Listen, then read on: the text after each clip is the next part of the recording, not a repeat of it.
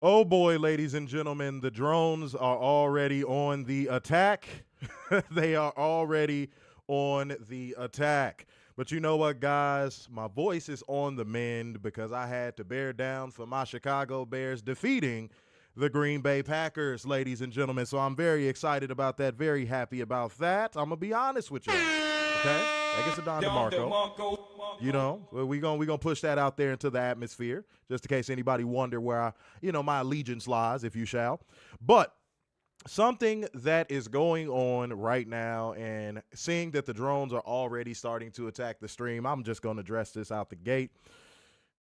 It is, as most people tend to say when they're fed up with something, they always say it has gotten to a point. That's what you typically hear someone say when they're just fed up with something, the quality of something. Like your favorite restaurant, they just start skimping on ingredients. You go, man, it's gotten to a point where blah, blah, blah, blah, blah, blah, blah, blah, blah, blah, blah, blah, blah, blah, blah.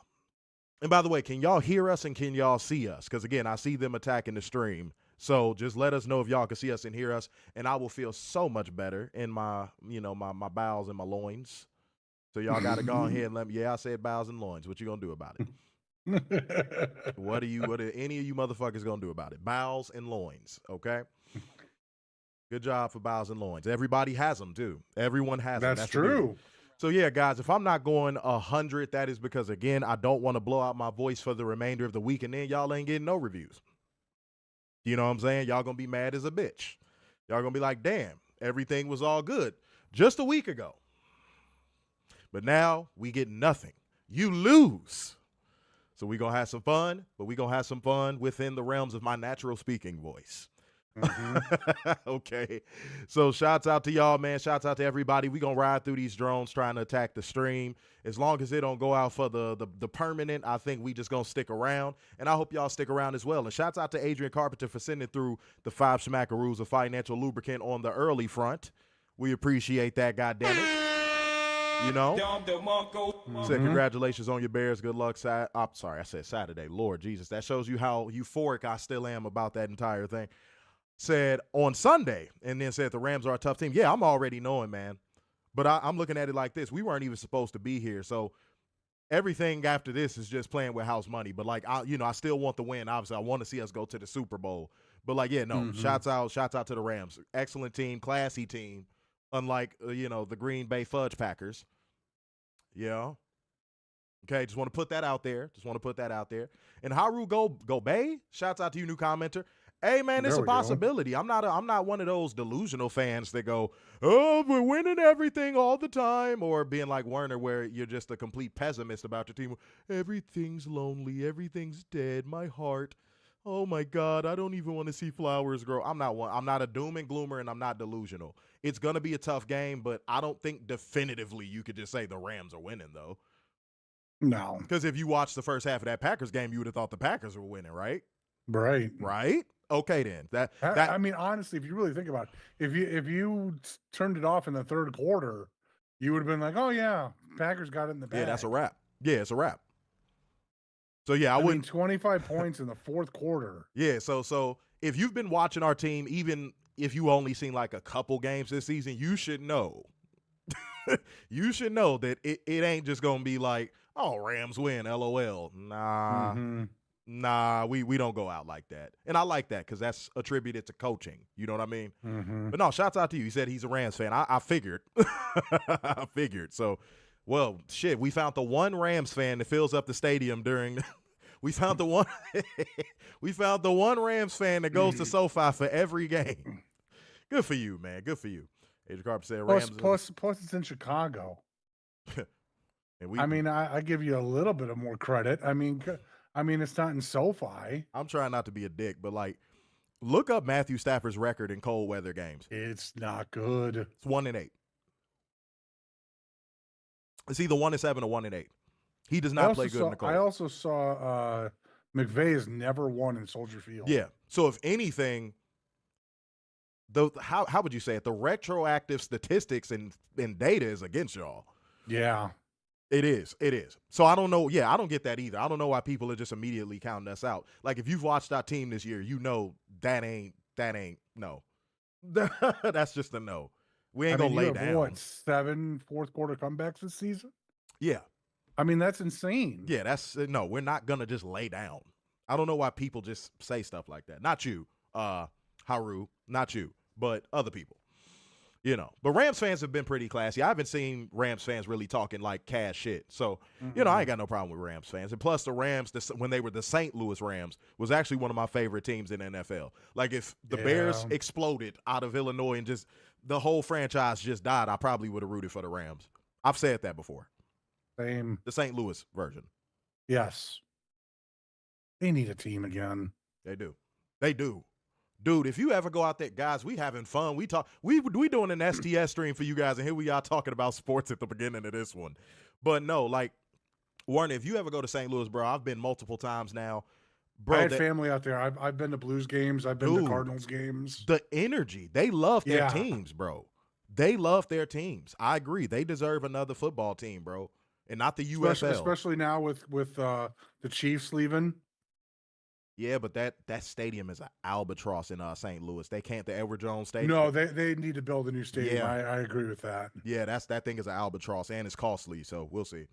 But he said he respects the Bears. Man, appreciate it. Again, all the Rams fans I have been speaking to have been real classy, so, hey, good to see you, ain't, you know. And wait.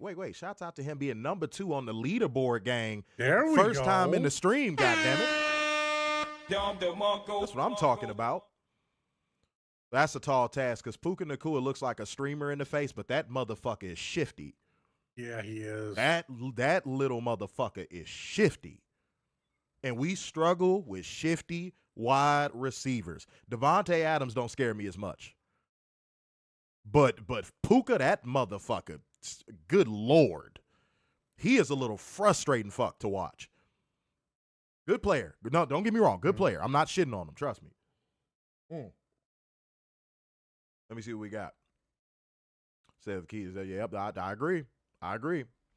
Hey, King of Hueco Mundo, we going to talk about all of it, bro. We was just having a little bit of conversation with all of the beautiful viewers and all of the new people. You know what I'm saying? So, man, slow down. No skipping ahead. We will get to it. All right? And by the way, like gang, comment gang, share gang, financial lubricant gang. Go ahead and show the necessary love. Adrian got y'all kicked off. Let's get that rolling in. I'm going to set a stream goal for this stream for 60 schmackaroos. Can we get to 60? I want to see us get to 60. Y'all earned the STS stream already, which is beautiful. But let's see if y'all can get this to 60 for this stream. You understand what I'm saying? David said, well, Devontae can still produce Mr. Star. So would you say because of his age? No, it's just because I think he's lost a step. Like Devontae Adams was an impossible cover at one point. Like I look at him like how I look at DeAndre Hopkins, where it's like at one point you couldn't cover him. You just couldn't cover him. The mixture of the size and speed, you just couldn't cover him. Like Jameson Williams is kind of similar to Devontae Adams, if you ask me. Detroit doesn't use him well enough, but he's very similar to a prime Devontae Adams. Devontae Adams is not in his prime anymore. He's just not. That's a very objective take. That's not me trying to downplay him because at one point he was great and he killed the Bears a lot. That's a really good take, though. Yeah, but he's like he's out of his prime. He's been out of his prime for like 2-3 years now. That's real talk. He could still score. He could still get catches. I'm not saying he's not productive, but yeah, no, he's not Packers Devontae Adams anymore. Right. He's not all planet. Yeah, because he was at one point. I'm not going to lie. He fucking was at one point. But yeah, y'all, it is good to be in the building right now. It is good to be talking to y'all, and we got a job to do. That is bringing you beautiful people the news. Holding one special, accountable, and bringing you facts, data, and statistics as we go. Because if you watched us before, you know that's just what we do. Hey. So let's not delay y'all any further, man. Let's go ahead and get into the news. All right, so during Raw, Variety has decided to drop a PR move from Netflix. Apparently, according to Netflix, Monday Night Raw has pulled in 340 million views for Monday Night Raw for 2025. Okay. And you said this is coming down from who? Netflix. Okay. And this is something, now we're going to have some fun. Because again, guys, I can't talk too much because I don't want to blow out my voice. But you know what? Let's have some fun. Let's have some fun. What countries in 2025 was WWE available in?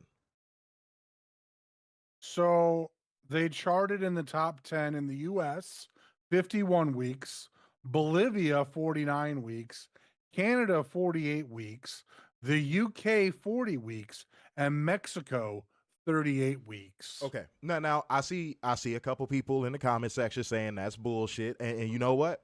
You know what? You have every right to your opinion. I'm going to tell you that right now. But I'm actually going to play devil's advocate. I know y'all can't believe it. There's a strong possibility they got that number. And I'm going to tell you what I think of it, though.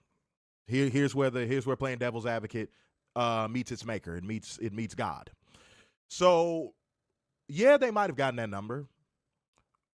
Didn't they become available in India in the back half of 2025? I'm just trying to verify. That's why I asked you that question. I believe it was right before or right after Mania. That was why I was asking you that question. So if you could verify what countries they were in as of, you know what, let's go March. Let's go March. Let's do it like that. Let's go March. What countries were they available? Because you had the list at one point. I remember you reading it off on the stream of what countries they were available in. So while you getting that, I'm going to look at a couple comments. I'm seeing a lot of people saying that's bullshit, that's bullshit, that's bullshit. Let me see what we got. 525 hours watched. Give me the countries. I'm working on it. I'm just saying. Fuck. Give me the countries. Let me see. I think LeBron is sandbagging JJ Redick. LeBron is a dude. Okay. I'm only going to respond to this comment because it is leaderboard game, but I'm going to tell you something, and I'm going to leave it here. The moment LeBron James retires from the NBA, basketball is going to be in the worst place it has ever been. And I'm not saying that because I believe he elevated the game. I'm saying that because he has destroyed the validity, credibility, and the way the game is played, even down to free agency. It is going to be a long time before the NBA recovers from what LeBron did to the NBA. That alone, his impact on the game alone is why I would never put him in the GOAT conversations. Because Michael Jordan left the game in better hands than when he found it. Magic Johnson and Kareem Abdul-Jabbar and Larry Bird left the game in better hands than they found it. All of the people that came before LeBron left the game in better hands than what they found it. The only superstar, and I mean the number one, I'm talking about numero uno, to ever leave the game in worse condition than what they found it will go down in history as LeBron James. I stand on that.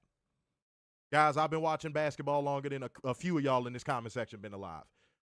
If you want to challenge me on that, please be my guest. I will present proof. Yeah. No, don't put yourself in a situation where you find yourself defending LeBron. He is the worst thing that ever happened to the game. All the players flop like him. I'm going to be honest. Steph Curry, it's like 99% LeBron James, 1% Steph Curry. Everything except for spamming three-pointers, because that's what Steph Curry did. That's the damage Steph Curry did to the game. Everybody want to spam three-pointers now.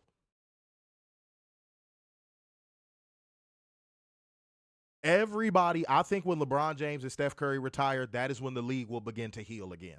That is where the healing process will start. Because now everybody think they can spam threes. Everybody think they can flop. Everybody think they can join up with their buddies on their favorite team. It's a mess. It's a mess. Yeah, nobody wants to play defense. Yeah, it's a mess. It's a mess. It's not even competitive anymore. Like, even when you're watching the finals now, it's just like, it just feels like a pickup game. It's like watching somebody play to 21. I can't get with it. I can't get with it. All-Star weekend is garbage now. And I can pinpoint the exact moment when the All-Star activities went downhill. When LeBron James started going, I'm not participating in that. Wait, now I am. And that ruined that. When all the superstar players got to the All-Star game and started phoning it in, that hurt the game. I could go down the list, but we're not here to talk about the NBA. No. No.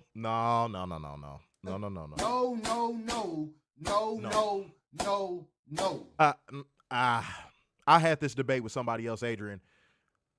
No, Steph didn't hurt the game worse because the low post game died because of him. Because a point guard could never hurt big men not wanting to post up. I'm going to tell you what that is. That's a lot of these AAU coaches and these high school coaches and even some of these college coaches telling these players, hey, man, don't be too physical. You know, if you want to make it to the NBA and get your family out the hood, man, don't be too physical. Don't bang in the low post, man. Save yourself. That's what that is, bro. Like, because I actually played sports. That's what that is. That starts at a ground level. That I can't put that on Steph Curry. I could put every big man wanting to spam threes on Steph Curry. I could definitely put that on Steph Curry, for sure, in those Warriors teams. I could definitely do that, but, like, nah, he didn't hurt the low post game. That's high school coaches and college coaches telling these kids not to get physical. You got an NBA contract to worry about, kid. Don't get physical. Load management is a LeBron thing, Jace. Load management is a LeBron thing. That's a LeBron thing. Yeah, you got it. See, Adrian, I knew we would agree on that. You said, okay, you're right about AAU. It's killed the U.S. development system. That's a fact. And me and Werner have talked about NIL as well because he's taking forever to find this fucking information. I found it. India started April 1st. Okay. They are in currently Argentina, Australia, Brazil, Canada, Chile, Colombia, Czech Republic, Denmark, Ecuador, Egypt, Finland, Greece, Hong Kong, Hungary, Indonesia, Israel, India, Kuwait, Malaysia, Mexico, the Netherlands, New Zealand, Norway, Peru, Poland, Portugal, Romania, Saudi Arabia, Singapore, Slovakia, Spain, Sweden, Taiwan, Thailand, Turkey, Ukraine, and the United Kingdom. Okay, so this is why I asked that, Werner, and this is why I made you do the research live. I heard at least 9 countries in there that have populations that damn near exceed that number that you gave. I'm talking about combined, not individually. I heard 9 countries out of all them countries you named that probably exceed that number you gave combined. We spoke about this when the Netflix deal first went through, and they were saying, oh, we have a chance to reach over this many people and blah, blah, blah.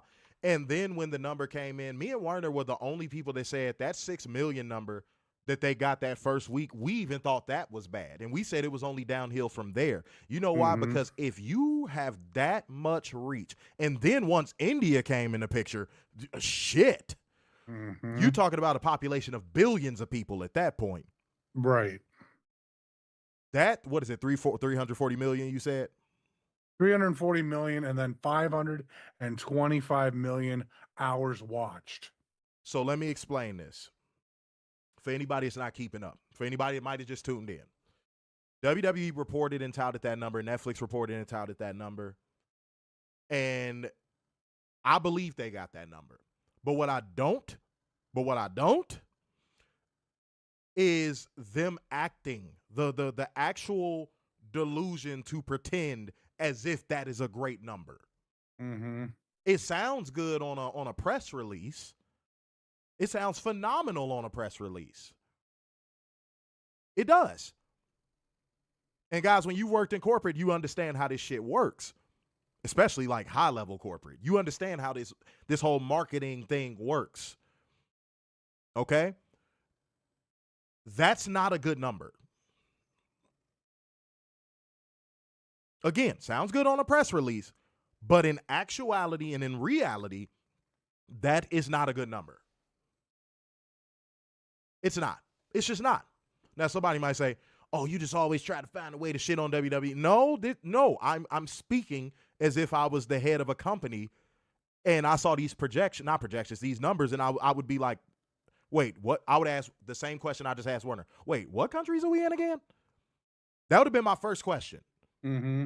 If I'm Netflix, I'm going, wait a minute. Wait, hold on. What countries are we in again? And then when I hear 9 out of those countries that Werner just named, just 9 of them, and I go, wait, we only pulled $340 million? Pull the plug. We get sued. Pull the plug.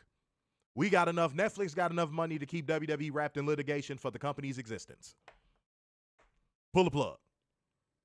Pay out they last little, pay out, whatever money they would have made throughout that 5-year duration, Mm-hmm. and pull the plug. That would have been my very next words to whoever was sitting next to me. Get on the phone with WWE, get on the video chat with them, and let them know we pulling the plug. My question is, so like they claim the 340 million, right?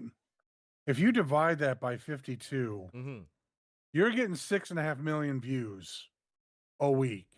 We have never globally seen that. Make sure you add that globally. context. Globally. We have not seen them hit that. We've seen them hit half that, but nowhere near close to 6.5 globally. Which is exactly why me and Werner both have said to you guys, Netflix got fucked. No KY. Netflix got fucked. You are paying billions of dollars, $5 billion, for 6.5 million globally on a weekly basis on a platform that reaches billions of people. India alone.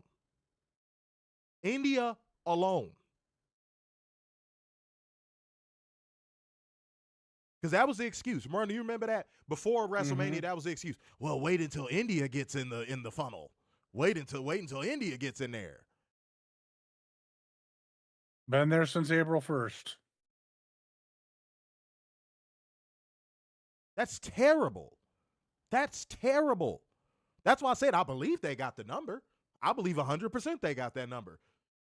But I don't believe the buzz surrounding that number. Mm-hmm. We don't believe you. You need more people. You need more people. The buzz around that number is unwarranted. That number should be double that.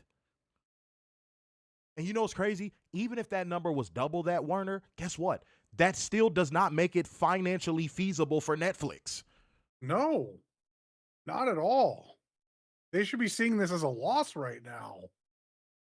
But every time they show up, they're drunk and they're like, hey, we're here at a WWE show. Dog, even if it was $680 million for the year, that still is a fail. With their base in India alone, WWE should be racking in $1.3 billion yearly. Easily. Now I can hear Drone saying, oh man, you moving the goalposts. That's a great number.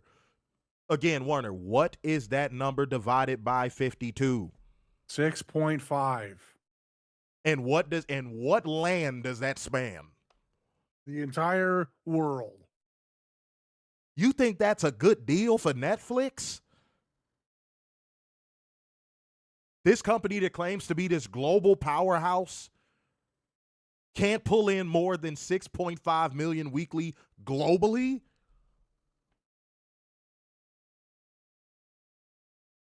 Translation, what I'm saying is this, y'all. It's not the flex they think it is. It's not the flex they think it is.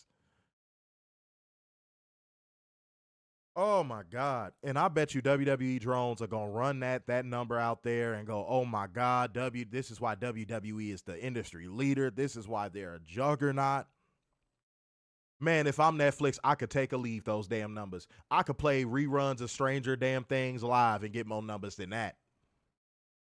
I could do a Stranger Things spinoff and get more numbers than that, which I hear they're actually working on. Right. You mean it's dog? Imagine if Netflix did a Stranger Things spinoff and they did live premieres of each episode.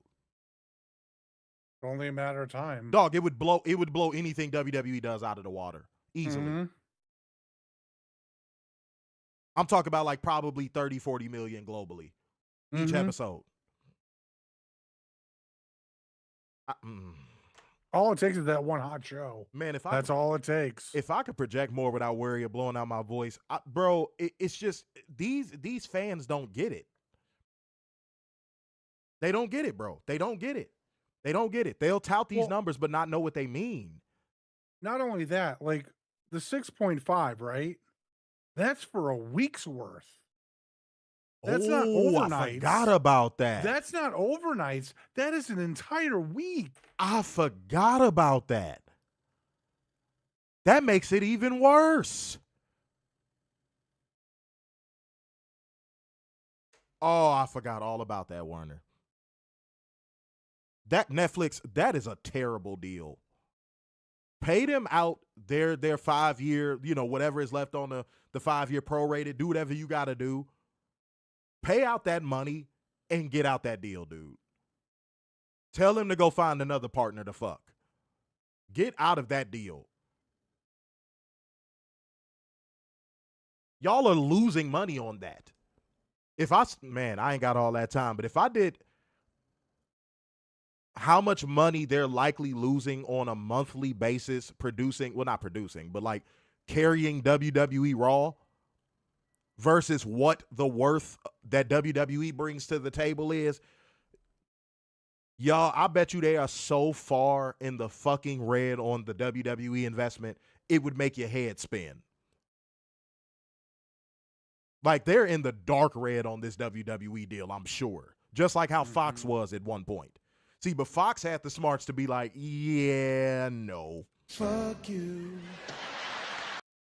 So according to Netflix's press release from when this first started, they claim that when they were on USA Network, Raw brought in 17.5 million unique viewers over the course of a year. That's it? That's it. You shitting me? What it says. That's it? The show is currently #1 on USA Network, where it brings in 17.5 million unique viewers over the course of a year. And unique one viewers, of television's best performing shows in the 18 to 49 advertising demographic. Real quick, slow down. Unique viewers is probably one of the most truly unquantifiable pieces of data that you can imagine when it comes to stuff like what we do and what WWE does. Like, just any form of entertainment where you live stream or whatever the case may be, that is such an unreliable statistic. You know why? Because there's no defined, how do I say this? There's no defined outline or metric that makes up a unique viewer. Meaning, like, there's no, God, what am I looking for? It's a word I'm looking for. There's no established guideline. There's just no established guideline. Like, a unique viewer could be somebody that just cut on Netflix, accidentally pressed on Raw, and pressed out of it after about 30 seconds because they was in the kitchen. It's so hard to define what a unique viewer actually is.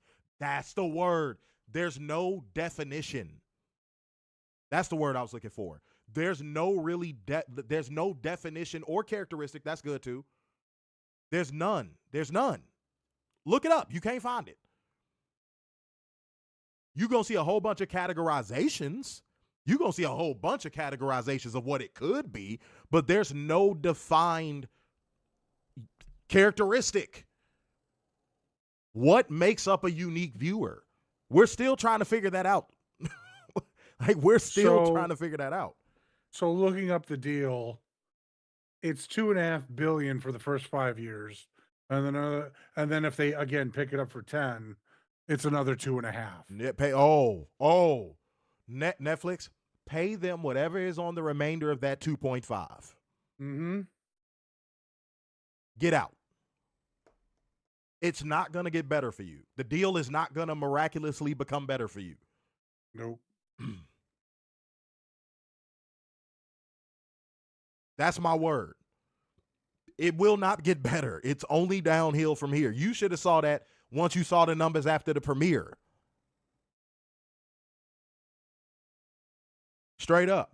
Fuego said he was going to run the numbers. Hey, man, shouts out to you, man. And shouts out to all our truth seekers that not only do they just comment, they contribute to the stream by looking stuff up and looking out for us when it comes to that, because we can't do all these things at once. So shouts out to y'all, man. Real talk. Shouts out to the truth seekers.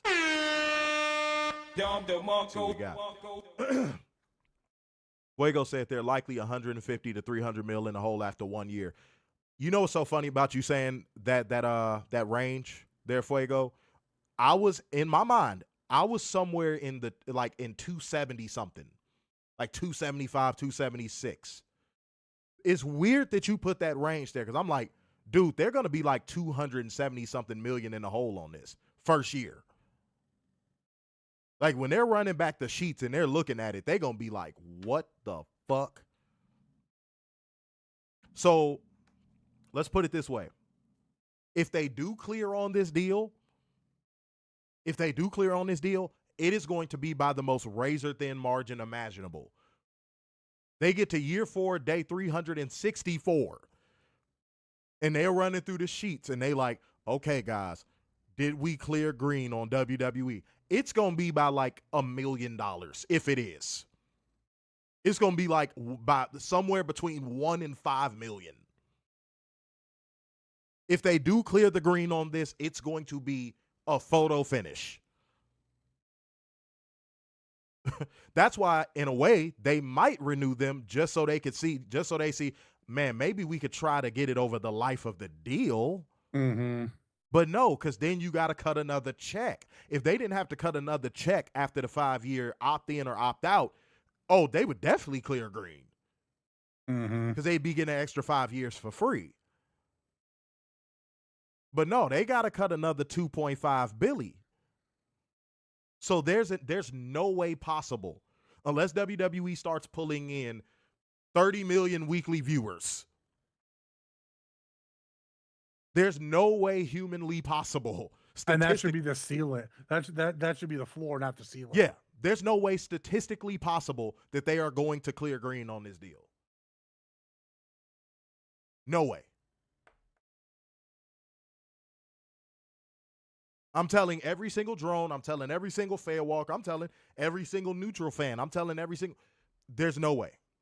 Netflix is screwed on this deal. And if they do clear green in the first 5 years, it's not going to be by much. It's not going to be enough to make them re-up for another 5. I'll tell you that. Now, if they were at a possibility of clearing, okay, because I'm going to teach the drone something today. I'm having fun with this. If WWE, by the end of the 5-year period of this deal, drones, y'all staying with me? By the end period of this 5-year portion of the deal, first 5-year portion of the deal, they were on pace to make $4 billion for Netflix. Guess what? Still wouldn't be a good value for Netflix. Now, if you know how to do math, drones, what would it take at bare minimum for them to break even? What would WWE have to bring in during the first 5 years of this deal just for Netflix to break even on it? Just to break even. This is not a trick question. It's actually really easy. I want to see, True Seekers, let me put y'all to the test. It's funny. It almost seems like it's a trick answer to this, but it's not. It's probably the first thing you're thinking of. So let's do it like this, y'all. What would it take? What number would it take for Netflix to be like, man, we probably should get this another go?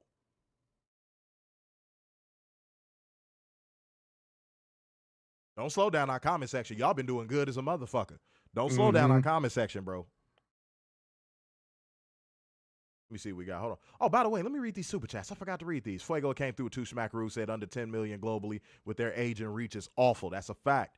Adrian Carpenter said with the 5 smackaroos, I know basketball is dead. When these fans saying Shai Gilgeous-Alexander being aggressive, driving to the basket and getting fouled is bad, a.k.a. free throw merchant.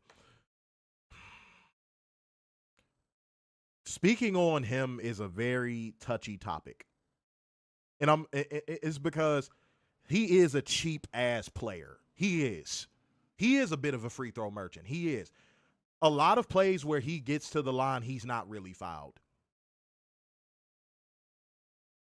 That's just keeping it real. He's not. He's not. His foul calls are holding the NBA hostage right now. Like, he's getting more calls than I saw LeBron get in his prime. Damn. Yeah. No, he spends way too much time at the line. So I'm actually on the opposite side of that one. Fuego said 7.2 billion in minimum plus 2.2 near 50% profit. Okay, so the back end of what you said is accurate if they want to break even. They have to hit the spend. It's no different than when you go to Las Vegas. If you play $50, you want to get back at least what? $50. Boom. WWE is not going to clear the $2.5 billion for the first 5 years of this. They're not. They're not. You know why? Because this is very simple to understand, y'all. And if you don't believe me, listen to their conference calls when they're talking about this to stockholders. And it's a reason why they never bring up profit margin in those calls. Nope. Going back to Vince all the way up to now, they don't bring up profit margin in these calls. You know why? Because they're likely razor fucking thin. That segment of the call should be called Razor Ramon. I'm sure WWE's profit margins on a yearly basis, not a quarterly, on a yearly basis is razor thin. Mm-hmm. Maybe 3.5 to 7% at best. I don't think WWE on a profit margin is clearing 45, 50%. I doubt it. Highly doubt it. If that was the case, WWE could afford to buy every promotion and every wrestler out.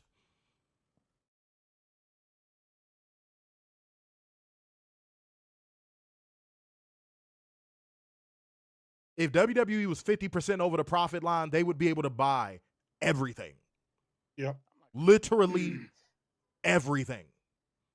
Pro wrestling would cease to exist. They could buy every promotion, every fucking tape library, everything. They could buy everything.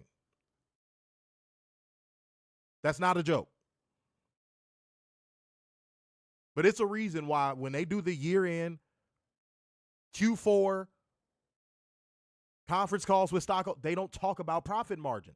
They don't. You know why? Because all of those stockholders will realize it's not that great of a fucking deal. See, you're talking to somebody that actually knows something about this shit. We've been in on those calls multiple times. See, but they'll toss out these numbers to their audience to spew these talking points. They'll go, but guys, record revenue. But you know what nobody ever asks in these conference calls? What's your profit margin? You know why? Because they'll just get this answer. We're not at liberty to discuss that. Yeah, exactly. Every time. Me and Werner have listened to these calls. Werner, am I lying? No. Every single time. And somebody might say, well, what about all that money they say they're getting in profit on, every quarter, whoop-de-whoop. They're not telling you how much of that they're spending. Which is all of it. What is WWE worth right now? $16 billion, I think? Something like that? Something like that. If WWE was clearing record profit, they'd be a $100 billion company. They'd be the most valuable entity in entertainment. Now, that's just common sense. That's just common sense.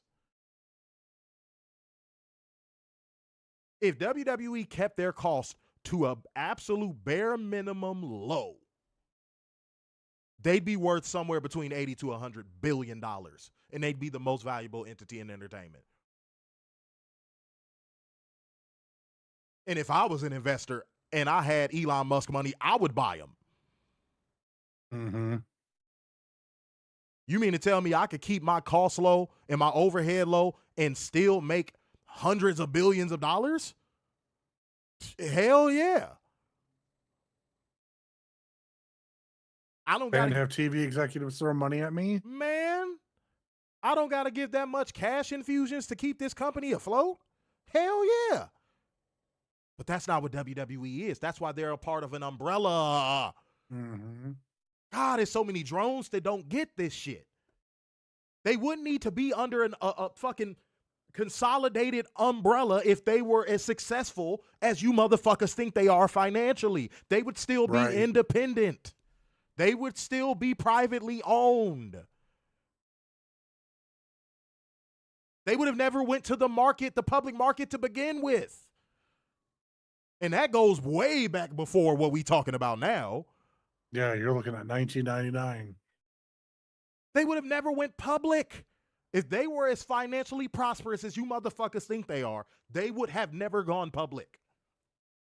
So y'all could talk all that record revenue bullshit the fuck y'all want. It sits on a cloud. You know what happens if your human body lands on a cloud? What's going to happen? You're going to fall through it. You know why? Because you have mass. A lot of their numbers are empty. All you got to do is throw a rock through it and it's going to go straight through. But nobody dares, especially not these so-called journalists, nobody dares to throw that rock. That's why I want our platform to get massive, because we'll throw them rocks all day. Y'all know we'll throw them rocks. We'll test the fortitude of that motherfucker.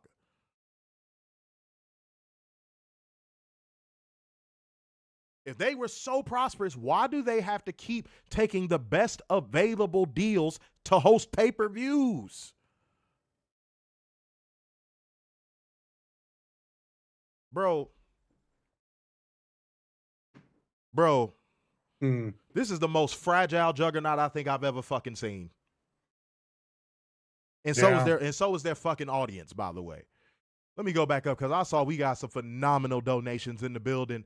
We got Cairo's Objective with 10 smackaroos queuing up. Don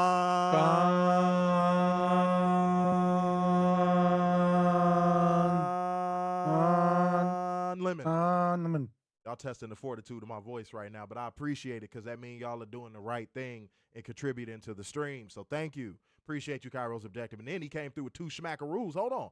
Said they got $3 billion of debt. Go ahead, Warner. They haven't paid a dividend since 2023.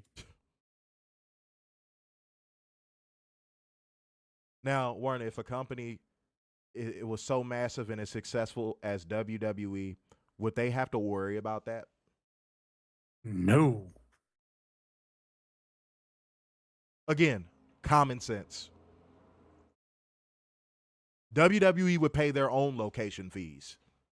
They'd pay for their own production fees. You know what? If WWE was as massively successful as people think they are, they would have their own production company where they could write off their own expenses. That's what a lot of white men do when they get companies. They create a side company to wipe all of their money and get extra money on taxes. Oops. Don't be surprised if tomorrow y'all find out I got shot in the head in the middle of the night. They get an LLC, open up a shadow business, and just claim a whole bunch of stuff on taxes through that business, get a whole bunch of money, clean up their shifting debt with their primary company. Put it in the Caymans. Yep. Y'all ever wonder what white men do to keep wealth going? And also, they'll use that secondary LLC to rack up insane amounts of credit.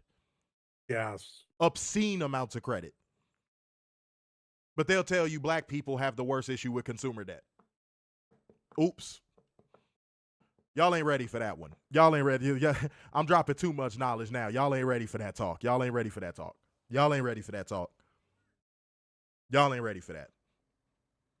Because they hate a black man like me. They can't stand a black man like me. They know the bullshit. No, they don't like me.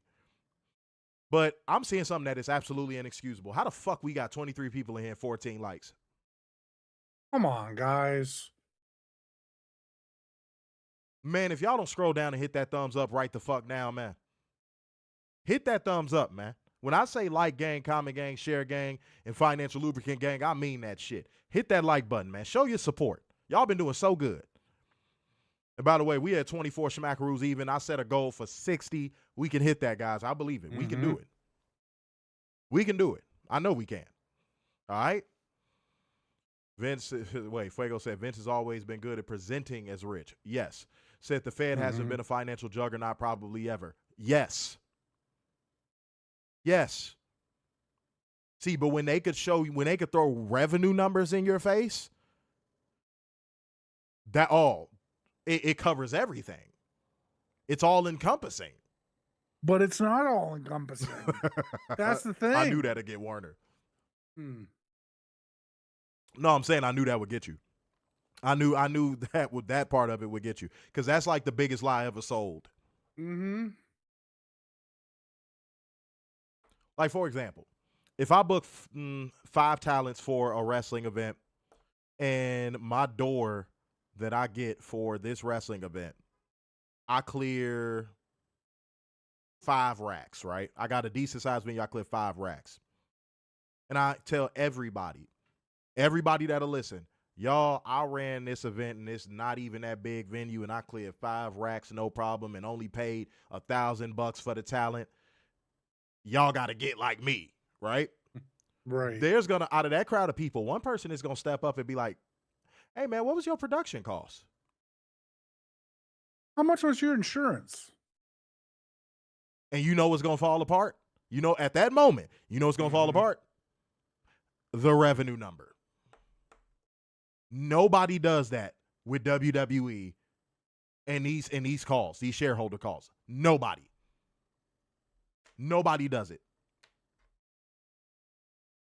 Not Tree Sap. Not WWE Insider. No. Not WWE Votes.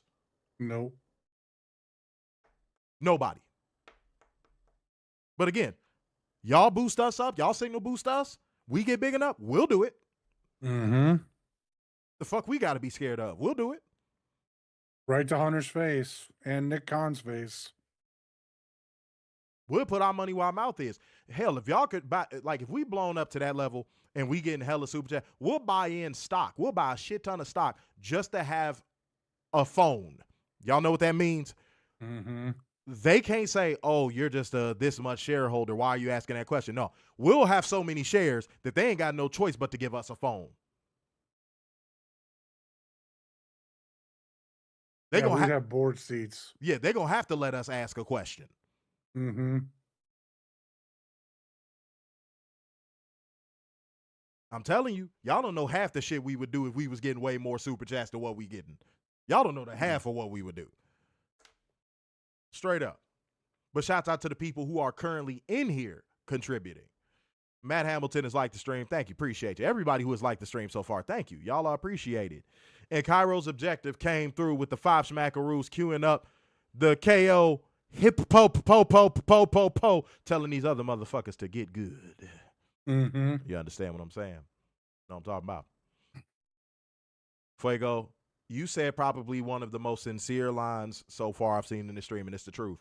Said, ain't no clean money past a certain point. Everyone on some kind of janky trick in business. That's a fact. That's a fact. That's a fact. Yeah, man, tell the chat step their game up, bro. Again, it's what I told y'all. Some of these people that watch our show, they are diehard WWE drones, but they don't want us to know it. So whoever you don't see in this stream, that'll tell you. That'll tell you. They act like they hate it, but boy, they like, I'm not getting anything spoiled. I'm waiting till 7. Yeah. Right. But by the way, even y'all, though it was on live and everything at 2:00. But by the way, guys, we got to get to the next portion of the show because we are approaching an hour. Holy fucking shit. Wow. All right. So Guys, if you know what portion of the show that also makes me go holy shit, and I'm sure it makes you guys go holy shit as well. It is a biblical shit, if you shall. Mm-hmm. Then in which case I need you to get down on your knees and pray and just hope for the best. And even if you don't know why you should be praying and hoping for the best, I'll tell you anyway. It is time for us to hold one special accountable. It is time, 'tis time if you shall, for drone accountability. Let go. This is from Twitter. Yeah. For context, a Twitter dirt sheet has decided to elicit votes for their year-end awards for 2025. Juice. All right. They first brought up Booker of the Year. Mm-hmm. One name is missing, and I'm going to leave it to the comment section to figure out who it is. And no, it's not who you're thinking. You sound like a magician. Wasn't the name of pick a card, any card was that? Go ahead. Let me get the rabbit out of my barrel. Fuck. What? Jesus Christ, Werner. What? When have you ever seen a rabbit pulled out of a barrel? This shitty magician. They're going to put you on Fremont Street. Alrighty, so for Booker of the Year, Tony Khan, AEW. Mm-hmm. Shawn Michaels, NXT. Taro Okada, Stardom. Julio Cesar Rivera and Juan Manuel Mar, CMLL. Okay. Anthony Douglas, John Blood, and James Darnell, DPW. Those are your options for Booker of the Year. One name is missing, figure it out. But that's just for context. Okay.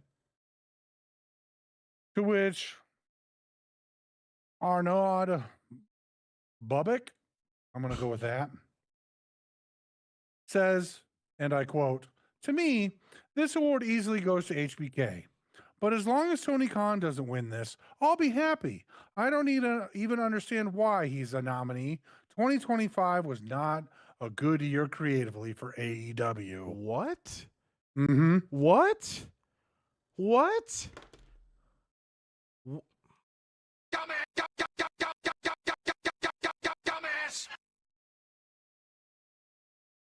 I'm going to keep this short, sweet, and to the point. Again, I don't want to blow my voice out. We don't believe you. You need more people. Y'all hear me say all the time. This is why I feel like WWE fans should not have opinions on wrestling. Mm-hmm. That is fed brain rot if I've ever heard it.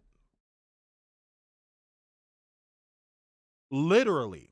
WWE had, I would argue, worst year of creative ever in their history. And AEW, in their short history, had their best. Yep. I promise. WWE fans, I promise. If you gave another promotion that wasn't WWE adjacent credit for anything, it will not cause you to burst and explode into millions of little John Cena t-shirts. I promise. I promise. My word is bond. You will be just fine. Nothing will happen. The sky won't fall. You know, you will be okay.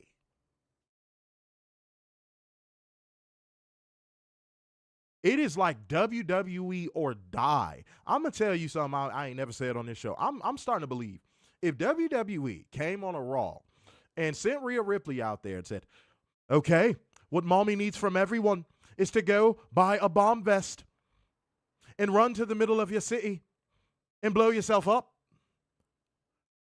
Every single WWE fan would fucking do it. Yeah, probably.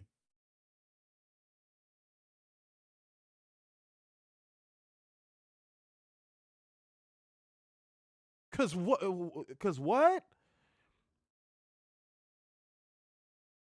And somebody might say, that's an extreme example. Well, shit, they shouldn't act like an extremist group. Mm-hmm. Hello? Force meets force.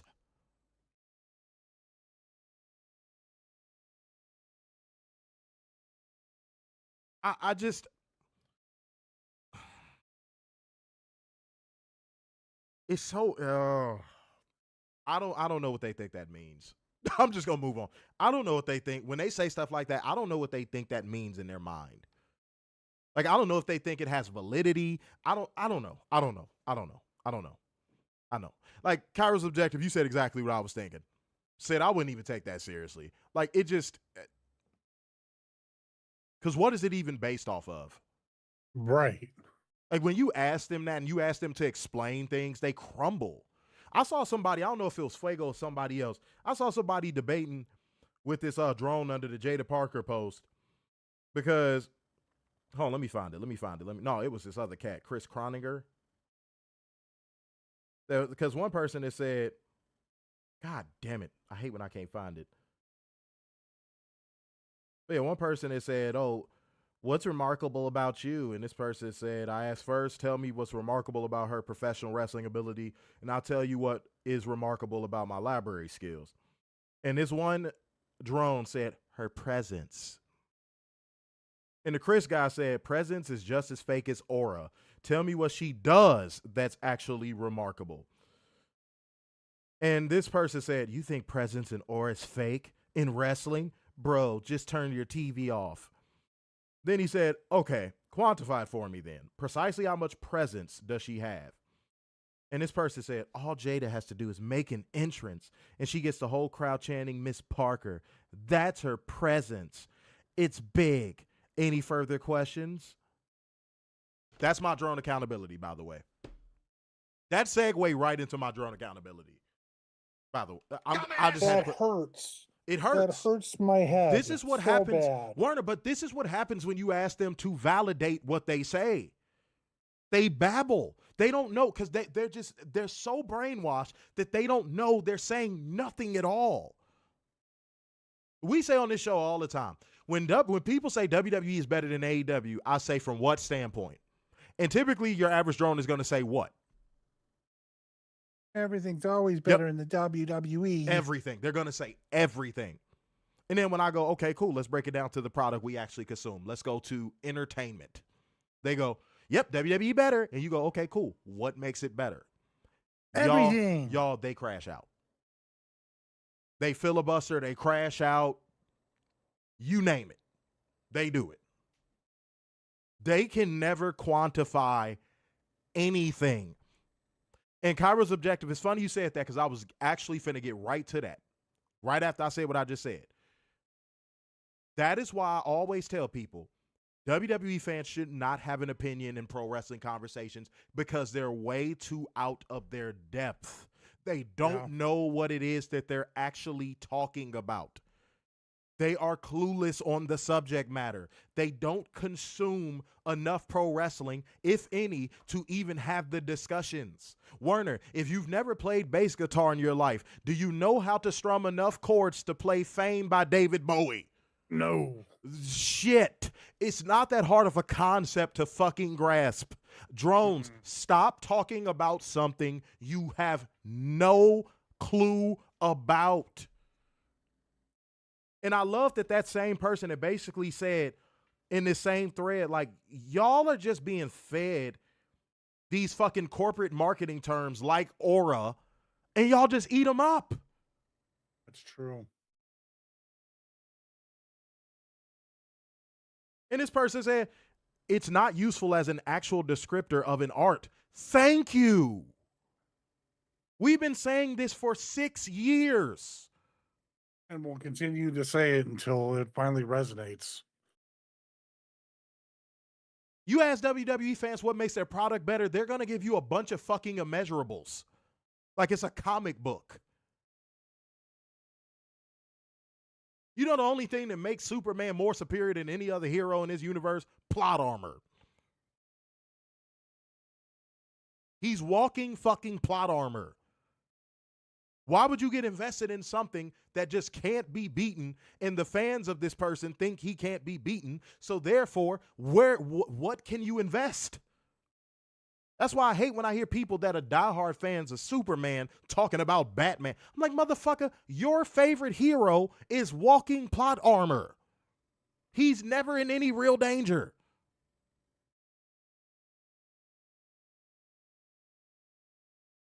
Like ever. Yeah, that was the Cena era personified. Yes. Why would I talk about the WWE? The only thing is you had nothing to compare it to during that time. That's true. Outside of TNA, and we know what TNA was doing around that time. Oh. That was a Hogan Bischoff era. You had nothing good to compare it to. So it was just all Superman all the time. Superman wins, LOL. Superman buries 7 people at once. I told Werner that. I said to Werner, I said, man, you want to know why I could never get as invested in the DC universe as I could with the Marvel universe? Literally, Superman's existence. Nothing is ever in any real danger as long as Superman exists. Mm-hmm. That takes away the fun. Meanwhile, you got Celestials and Eternals getting defeated in Marvel. You got Thanos absorbing eternity with the gauntlet. You won't see that in no fucking DC universe. You know why? Because Superman will just fucking show up. Right. And if the regular canon Superman don't show up, 15 other Supermen from other universes will fucking show up. Am I lying? Or Supergirl. Right. Or that bitch ass Crypto the Superdog. Leave the bestest boy in the universe Fuck alone. that pup. Leave the bestest boy in the universe alone. He's a bitch. That's what he should have been, a female dog. We don't know that for sure. He's still a bitch. I don't give a damn. Either way. But yeah, man, that's why I can never get as invested in it. I can't. Superman's existence won't let me get invested. Because you know at some point in the continuity, here comes Superman from universe 597 30,000B to save the day. Lord, that's WWE. What's entertaining about it if you know how it's going to end every time?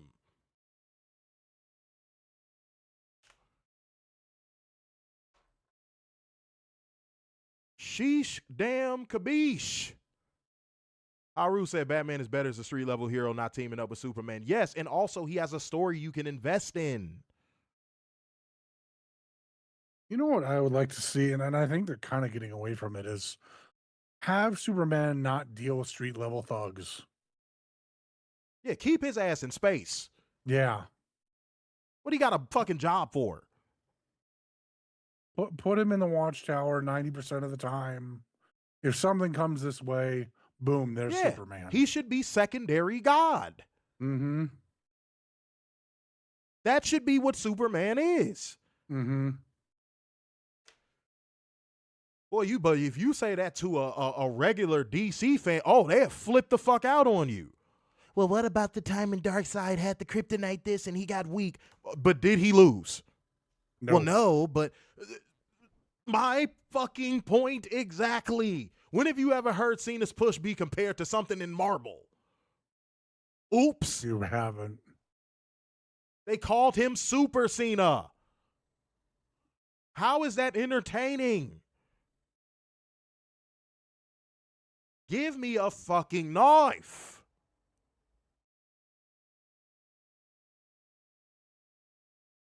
Yeah, and Superman's a fucking idiot. Yeah, don't even get me started on that, Adrian. He's a fucking idiot. They put him in fucking Kansas of all places. Then his damn plot armor is like, oh, but he can also read minds. I'm like, what? What?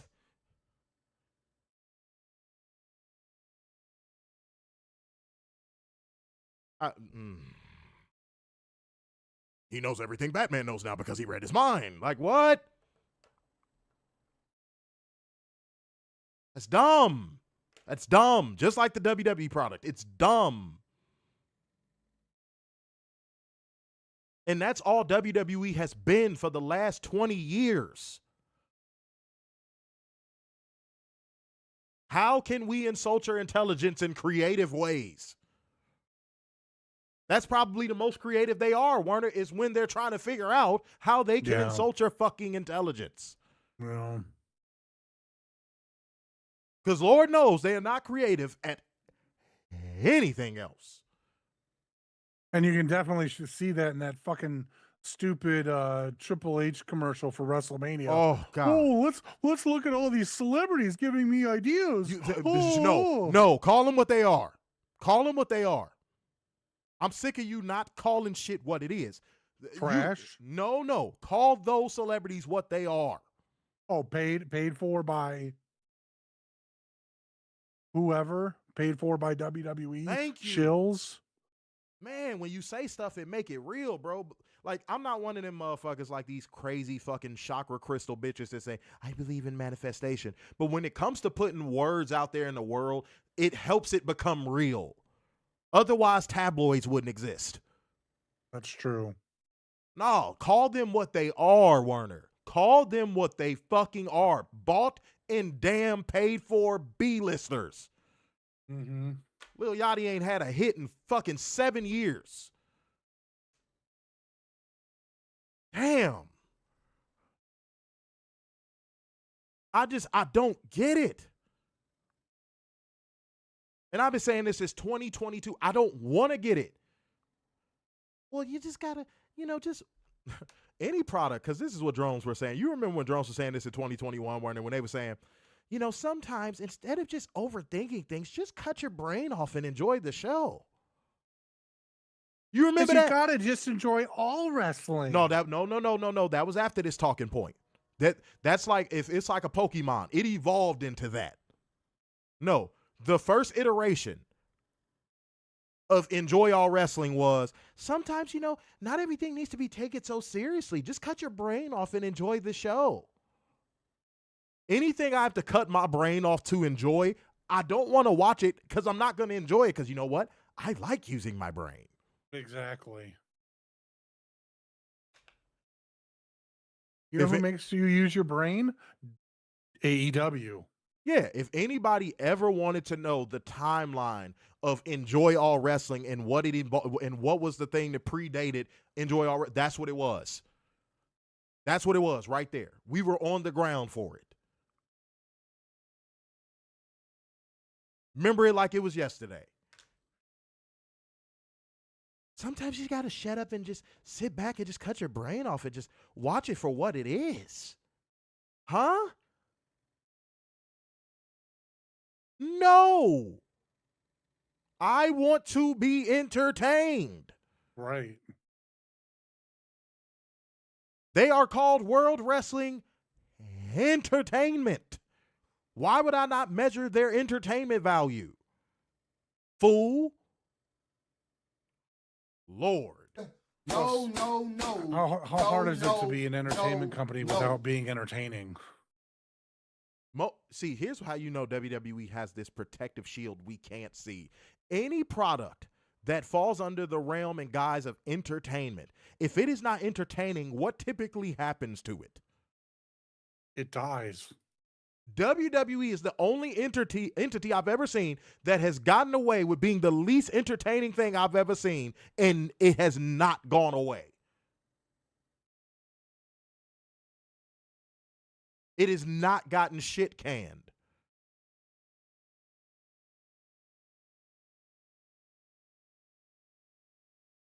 And it's because they have a fucking cult that sustains it. It's so frustrating. Oh, it's not that deep. It's not. Yes, it is. Because if WWE was actually measured by their entertainment value by showing, yes or no, by the measure of entertainment value, would WWE still be around? No.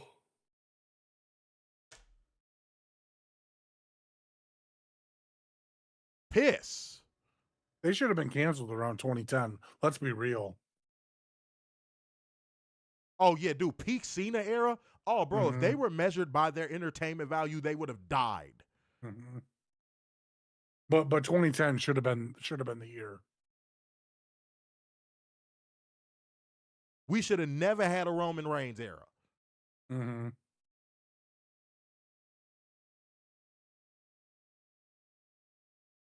Sheesh. Now it's time to get into the show we were never going to Raw, sponsored by Trojan. Ladies and gentlemen, it's time to get into Monday Night Raw. Let's get it. All righty, we start off with the usual montage of talents arriving. With their empty fucking coffee cups. Right. And Michael Cole called Gunther the career killer.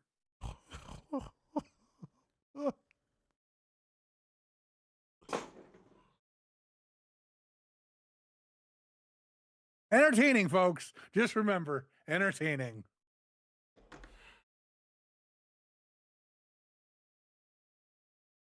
They should, dude. Okay. So We kick off the show with Io and Rhea. we're gonna make this a long story short, bro. Long story short, they get interrupted twice. Once by Liv Morgan and Roxanne Perez. The next time by Bayley. Wait, and stop. Warner, and as a result of all of these interruptions, what would happen? We get a triple threat match for number one contendership. Wow, it's almost as if we see this all the time. Yeah.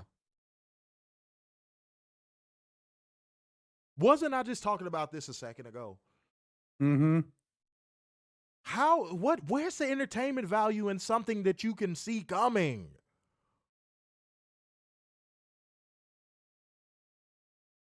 I got one little note on this segment.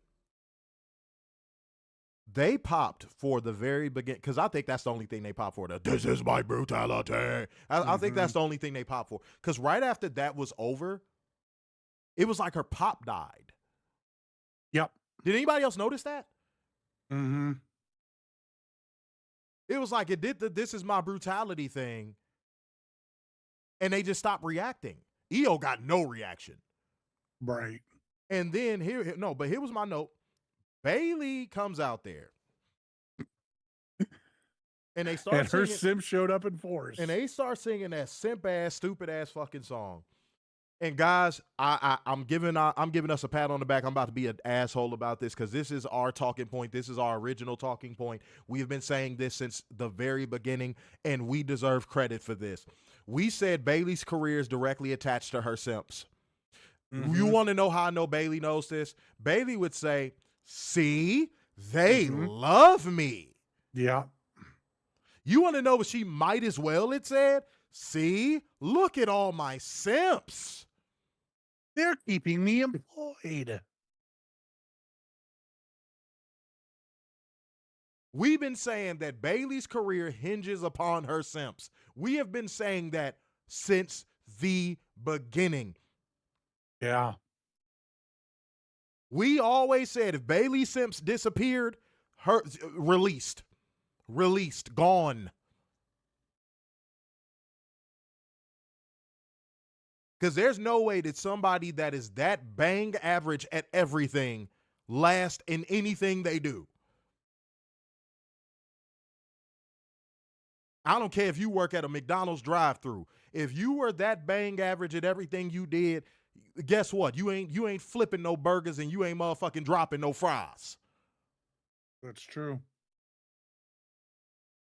No, I'm taking my pat on the back for that one. That was direct acknowledgement of what we've been saying. And again, Bayley's a great person. I love what she's doing for the women's wrestlers. That's not to shit on her as a person. That is not to shit on her as a person. But the character hinges on simps. We have been saying that for years.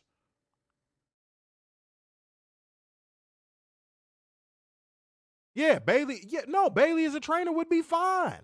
Because she knows the basics. I can't take that away from her. She knows the basics. I bet you she could get a class of wrestlers trained without getting them torn ACLs. Yeah. I have faith that she could do that. No, Bayley is really good with the basics. I can't take that away from her. Man, but like, come on, bro. But to get back to the segment, that was my only note. It's just, it's so predictable. It's so predictable. And Warren, did this segment have any heat? No. Did it push anything forward? No. Outside of setting up a match for the night? No. Let's keep going, man. Alrighty, up next we have Jackie Redmond interviewing AJ Styles. AJ says, "I'm gonna make you tap out like a little bitch." Long story short, So we watch you get punked. We watch you get punked. And oh, you would get punked again. We gonna talk about it. And Adrian said WWE might have died if pandemic didn't happen. We've been saying that since. We know. Trust me, we know. By the way, like gang, comment gang, share gang, financial lubricant gang. We are a little over halfway to the $60 goal. We are at 34 schmackaroos. So let's go ahead and get that to the 60 schmackaroos. We are in here putting in that good work for y'all, man. And yeah, let's get it popping, man. Let's get it fucking popping. Let's keep going. Alrighty, up next we have a clubhouse segment. Morgan and Perez approach Finn Balor backstage going, "Well, Raquel's getting a title shot and we're getting title shots. And what are you doing, Finn? What are you going to do?"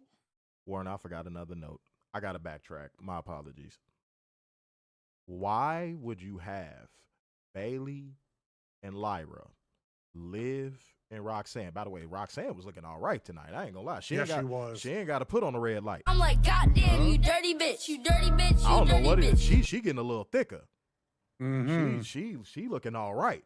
But why have them all come out there in their wrestling gear and the Kabuki Warriors come out there in street clothes to attack Rhea Ripley and Io Sky when you could have started by getting the crowd hot by having them do the same segment, except all of them are in their wrestling gear after the challenge is made, and they all get in the ring hot, ready to go, first match of the night, set up like that. I know. Because they didn't know what they were doing until 5 seconds before the show started. There you have it. There you have it. Yay! That Gold star Warner for figured it me, out. Warner figured it yay! out. They did not know what they were doing going through that curtain until 20 minutes before they went out. If that is not the biggest signal of that, I don't know what is. They had no clue what they probably were doing up until 20 minutes before they went out.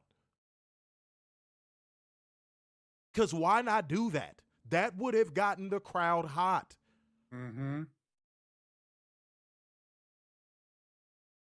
Like, if you want to set up a brawl that leads to a match, that's how you do it. And Mr. I don't want to fuck your name up, so I'm just going to say Mr. Kellergy. Sorry, but said, "Hi, guys. Just returned to my hotel from the PSD Dome." What did you think of the show, man? Talk to me. Talk to me. You were in the building, man. And shouts out to all our people in Germany, man. We got people in Germany watching the show, man. Love it. Appreciate y'all, man. Appreciate all the Germany people, man. Shouts out to y'all. Bang, bang, Yeah. bang, bang, bang. Much love. Yeah, talk to us, man. Don't skip ahead though. We only talking about we on the second match or second segment now. So yeah. Welcome in. Hopefully you enjoy the show. All right? But let's keep going, man. All right, so we have a Judgment Day clubhouse segment where Finn Balor's playing video games and Liv Morgan decides to read the riot act going, "Raquel's getting a title match. We're getting title matches. What are you doing? Huh? Warner. Huh? Does at one point Triple H had a hard on for Finn Balor, correct? Like during the NXT, yes. during the NXT Black and Gold days and all that. And he ramrodded him to the main roster, got hurt, and then was dead to him. But wait. This has to be a humiliation ritual. Why would you have him come out there and talk about his world championship aspirations and all this stuff? And the next visual we get of him on the next show is backstage playing video games. Right.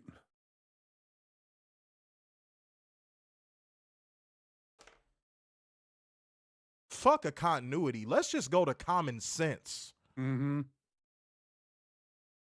had him cut this impassioned promo talking about, oh, yes, I want to go for the world championship. Finn Balor, Balor Club. All of this stuff, right? He looking in the camera, breaking the fourth wall and all this shit. Just for our next visual of him to be backstage playing damn video games. Yep. Optics matter. Don't Not listen to to all WWE though. Don't listen to all these weirdo progressive motherfuckers that tell you optics don't. Optics matter. You can't show up to a job interview in a jogging suit. Optics matter. They do. That's a shitty fucking look. Adrian Carpenter said, Finn, why did you resign? Dude, because he's stuck. He's stuck there. Mm-hmm. You know how when you work, everybody finna relate to this one. You know when you work your 9 to 5 and you first get there and it's, you got your gig, you excited, you finally got it, you showing up for your first day, and you scoping out the scene and you see that one guy there where you just like, oh, that's the dude that's stuck here. Mm-hmm. He can't leave. You know how you could easily find that guy? That's the guy that walks up to you and talks to you like he's lived through an apocalypse. Hey, man, I'm just letting you know if you're going to work here. If they start with that, that's the guy. Mm-hmm. That you have located the guy. Mm-hmm. Hey, man, just so you know, if you working here, man, this is what you in for. Talking like he in damn prison. That's Finn Balor. He's the stuck guy. He's the guy that can't leave. That's all it is. But my man said he had traveled from the Netherlands. He said, good atmosphere, great to attend a live Raw. Hey, man, more power to you. That's your prerogative. Yeah. Man. And shouts out to the Netherlands. You know what I'm saying?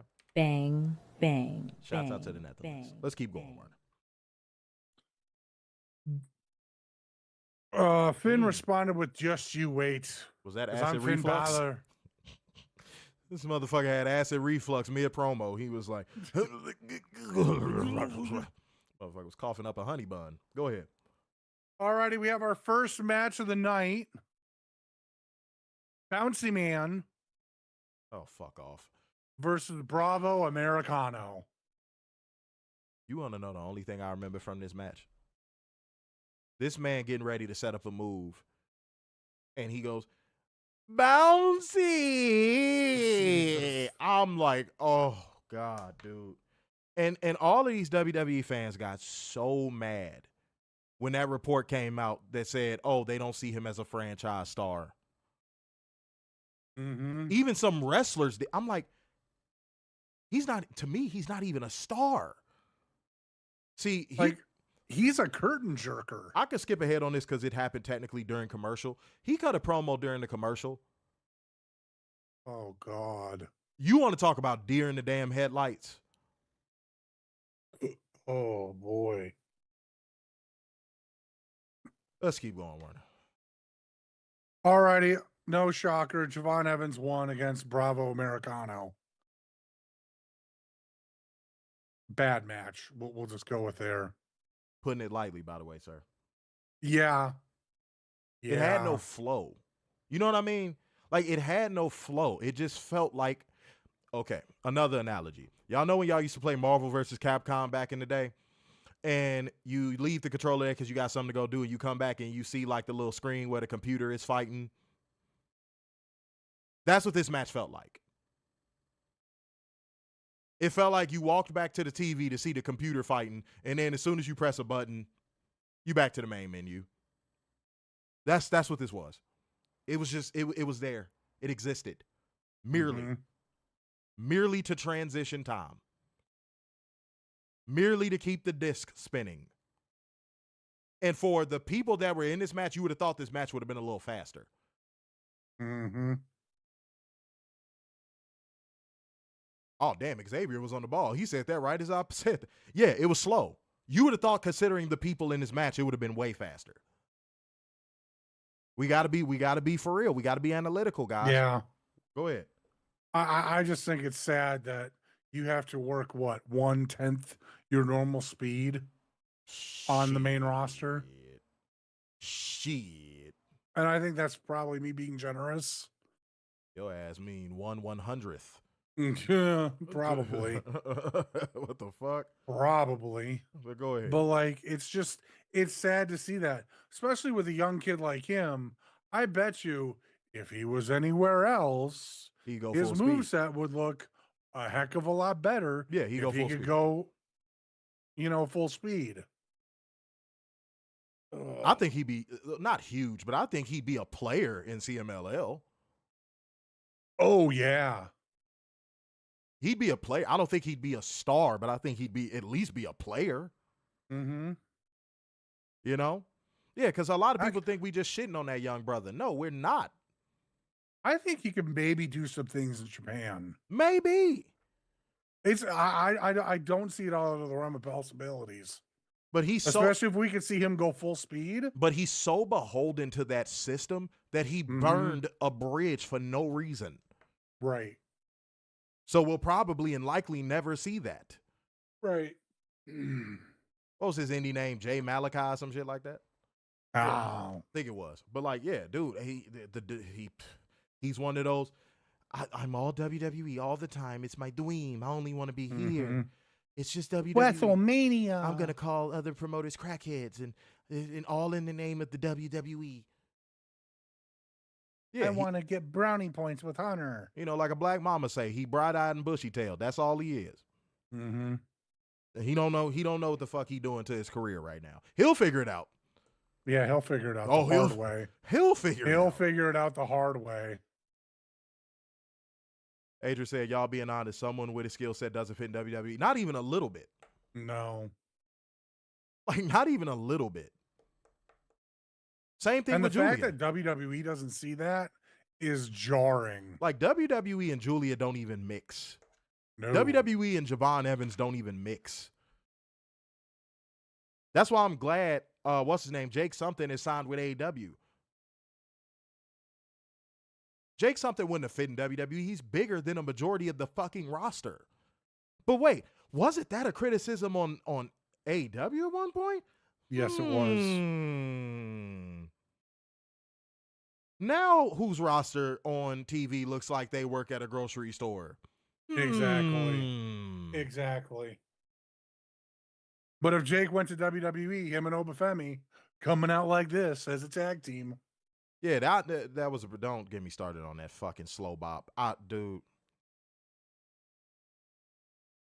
Y'all gonna overrate Obafemi and the failure, and I'ma laugh when it happens.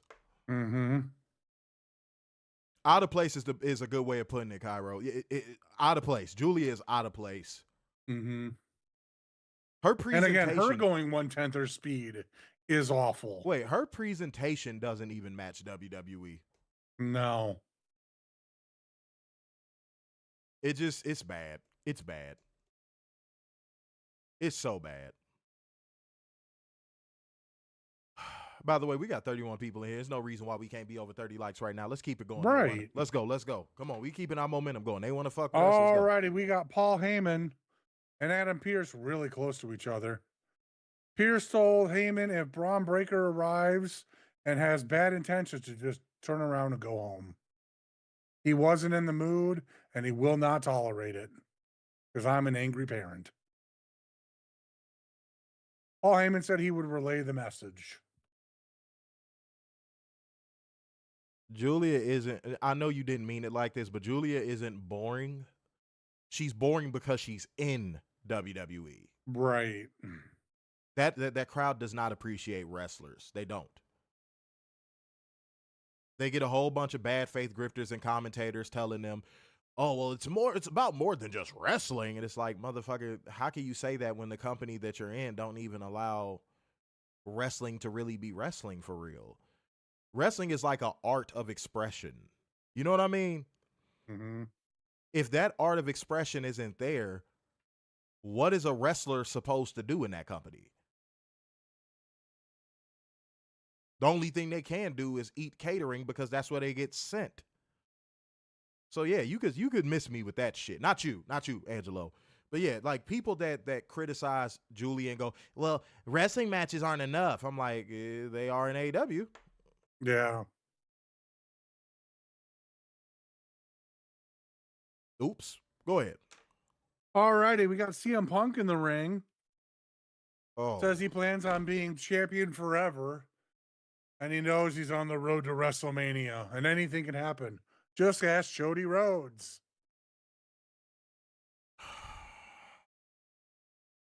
And this was my favorite part. He said, with you guys, I can do anything. Nothing. He got nothing from that crowd. It was like 5 minutes and then CM Punk, CM Punk, CM Punk.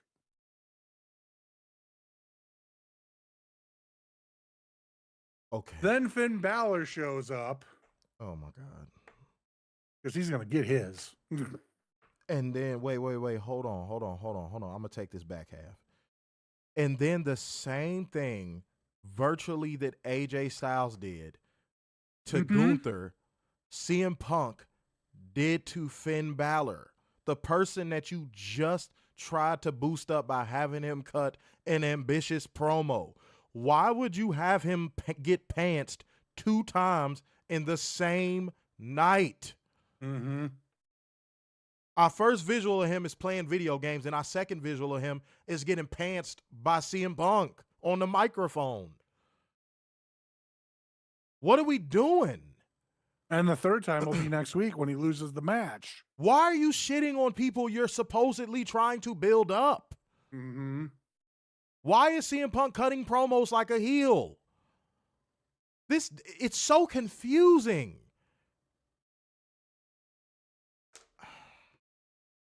Man, I got buttons for this. Reason. What was the reason? I had a reason. What was the reason? What was the reason? I just explained the reason. What was the reason, bitch? I don't need to explain myself to you. And What was the reason?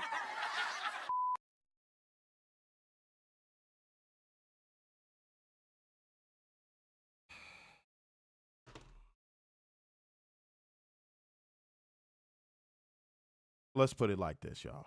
Let's put it like this. The last line was, and to apologize in advance to the Belfast fans when they see him beat their countrymen and get his name announced with his foot on Finn's chest.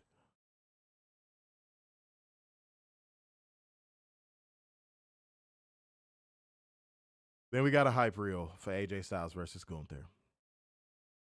Then the Kabuki Warriors make their entrance to send us to break.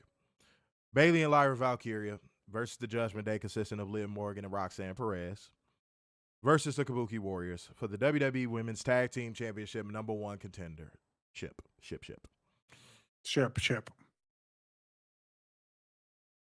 Sloppy, disjointed, rusty, slow, and overall not entertaining. You have all of these women in this match that are touted for their wrestling ability, and you couldn't produce a good wrestling match. Asuka is touted by her wrestling ability. Kairi Sane is touted by her wrestling ability. Roxanne Perez is touted by her wrestling ability. Lyra Valkyria is touted by her wrestling ability, even though I don't see it. Yeah, I don't see it either. But like all of these women in this match, this should have been a recipe for a great wrestling match. Do y'all know at one point in this match, I forget who it was that got pinned, but like the referee had to be like, that person's not legal. They lost their way. Now, somebody might say, in these types of matches, that can happen. Werner, if that's indeed true, explain how in the entire past year of AEW, we maybe only saw this happen 3 times. Because we have competent wrestling in AEW and a competent booker. Whereas WWE, we don't have competence at all. I have seen this happen in WWE, if I'm just going off of memory, at bare minimum, 10 times in the last calendar year. I'm going to say this one time and one time only. We're going to skip to one song and one song only. Stop overproducing and or underproducing pro wrestlers. If you want to get the most out of every match that you book, WWE, let them go out there and do what they do best. And stop tossing them in there with people that they have no business sharing a ring with. Liv Morgan should not be sharing a ring with Roxanne Perez. Roxanne Perez could wrestle circles around Liv Morgan blindfolded with one arm tied behind her back. Asuka could out-wrestle Lyra Valkyria with both of her legs chopped off. That is something I want to see begin in WWE. Stop putting people who do better character work than they do wrestling in the ring with people that are, how would I say this, above average to great wrestlers. Yeah. It's almost a recipe for disaster every time. One proof, look at the Bron Breakker CM Punk match. Ooh. Bron Breakker is just, I would consider slightly above average. Right now, I would consider him slightly above average. What happened when they put him in the ring with a below average wrestler? He fell on his fucking head. Right. Because CM Punk wasn't in position. Nor did he have the athleticism to make up for it. And we still don't know if they're cleared. Because if you want to talk about something that I have always felt is Tony Khan's strength, and me and Warren have been saying this since the inception of AEW, putting the right wrestlers in the ring with each other. And on the rare occasions where he does miss, he never does it again.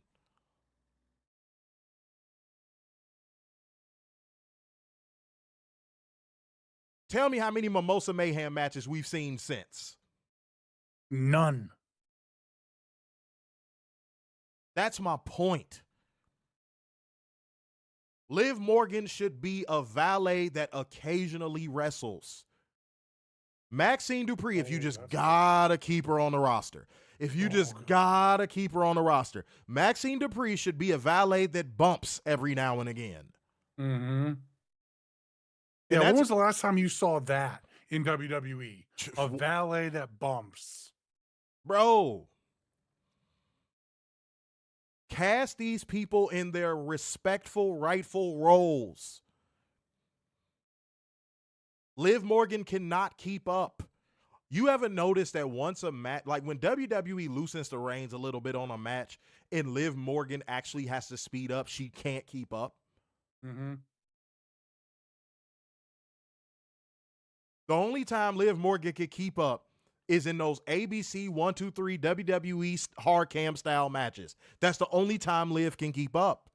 Right. When she can taunt and wiggle her butt and fucking emote, that's when Liv Morgan has what people consider a decent match. Man, and her laughing. Don't forget her laughing. I'm no, you trying to troll me. I saw you smirk before you fucking said that, dickhead. It ain't gonna work.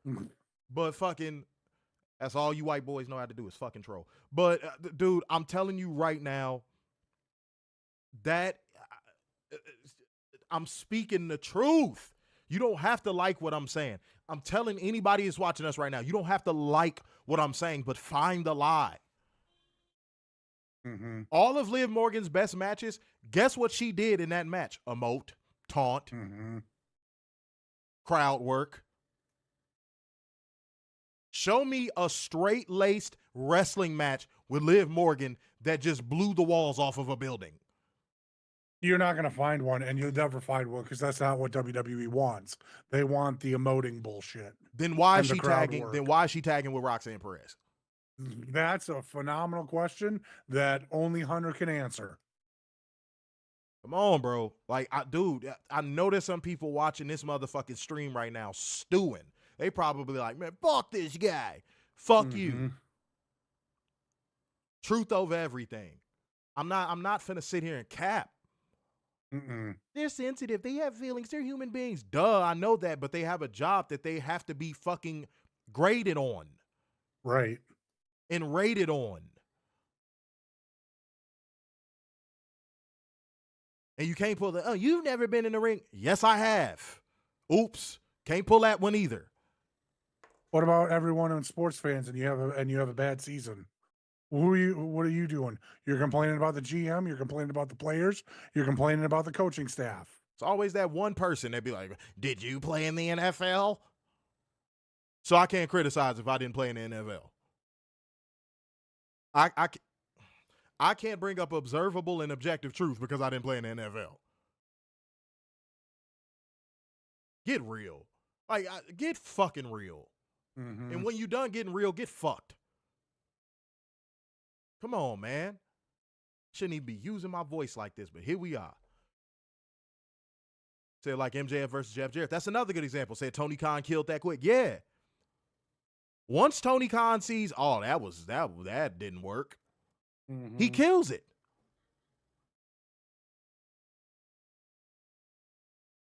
I bet you will never see Orange Cassidy in the ring with Wardlow ever again. Yep.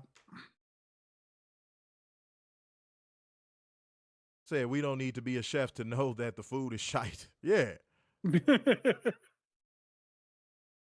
That's a fact. Right, I agree. P-Rocks, I agree. She has that similar sex appeal. I agree. She could be the next Terry Runnels. I agree. Liv in a Marlena role is, sign me up. Yeah. Imagine Liv Morgan in the Marlena role alongside of MJF. Ooh. That would be dope. That would be dope. You'd be printing money at that point. Like, WWE does not know how to cast properly.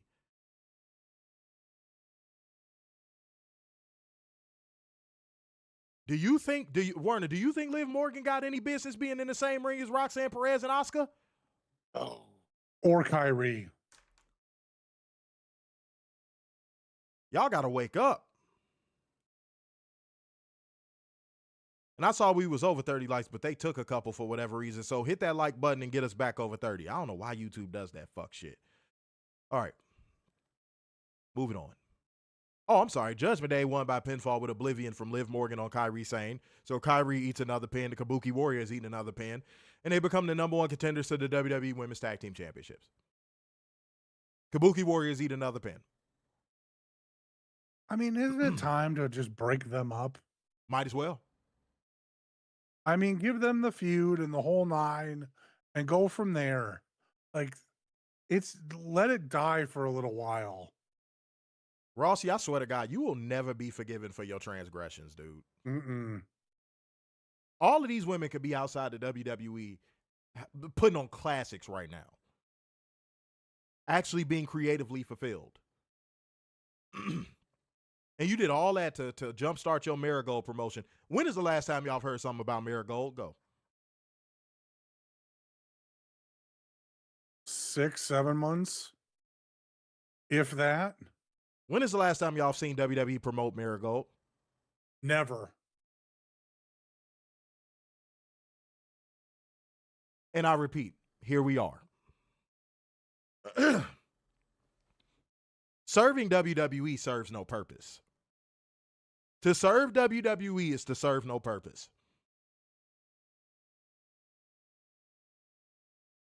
Yeah, and the funny part, the irony, yeah. Cairo's objective, that's the ironic part. And Stardom is on fire right now. Mm-hmm. That's the funny part. Cairo, that's the funny part. Everywhere this man treaded his motherfucking feet is better off now.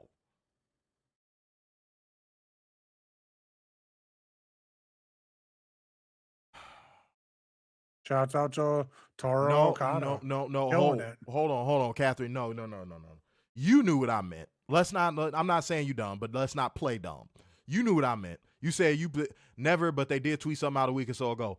Warner, do you think I was talking about a damn tweet? No. What do you think I was talking about, Warner? Michael Cole running down a card or mentioning something about Marigold. Talking about a tweet. Come on, man. Murray Hopper Stranger. I saw your comment. I don't know why you retracted it, but welcome in. New commenter. Yeah. Because he had said the rest of the world would be a better place without WWE. You're talking in a stream where we agree. Mm-hmm. I don't disagree, and neither does Warner. No. We've even gone on the record saying pro wrestling would heal if WWE died. It would become collaborative again. Who knows? Territories might even return. Yeah. I think it's a dated concept, and I personally wouldn't want to see it, but hey, who knows? Maybe it might work. Who knows? I mean, anything's possible once WWE goes away. And don't that just sound exciting? Say that again. Anything's possible once WWE goes away. Don't that just sound exciting? Somebody could bring back Nitro. Whoever buys it, that is. Somebody could bring back Nitro. Tony's got to buy Halloween Havoc, though. Somebody could bring back ECW. Again, depends on who buys. And Tony Khan is the only person that got that money right now. But like, yeah, just let that breathe.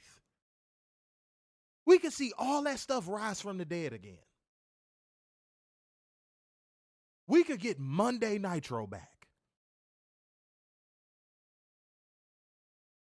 Monday Nitro, Wednesday Dynamite. Thursday Thunder. TNA might even return to his roots again. Like, don't that just sound exciting? Yeah. That is so, like, I get giddy at the thought of that. We get a stadium show that's WrestleMania-esque without the WrestleMania overproduction and pageantry. So think the first All In, if that helps you. Yeah. Don't that sound nice? Like, why would somebody not want that? Exactly. Imagine having a wrestling show that you can watch every day of the week.